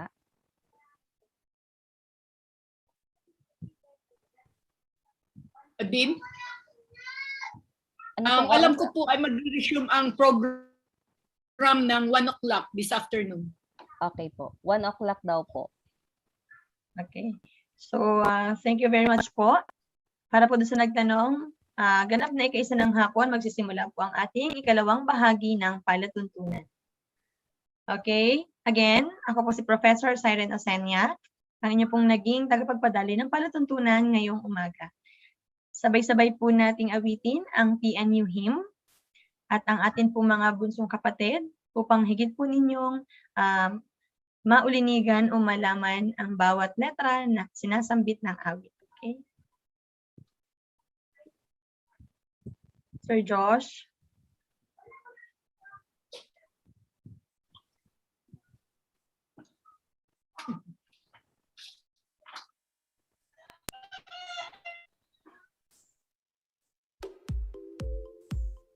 Good day, PNU ones. Why I chose for teacher education, which is perfect for what I'm pursuing someday. Thank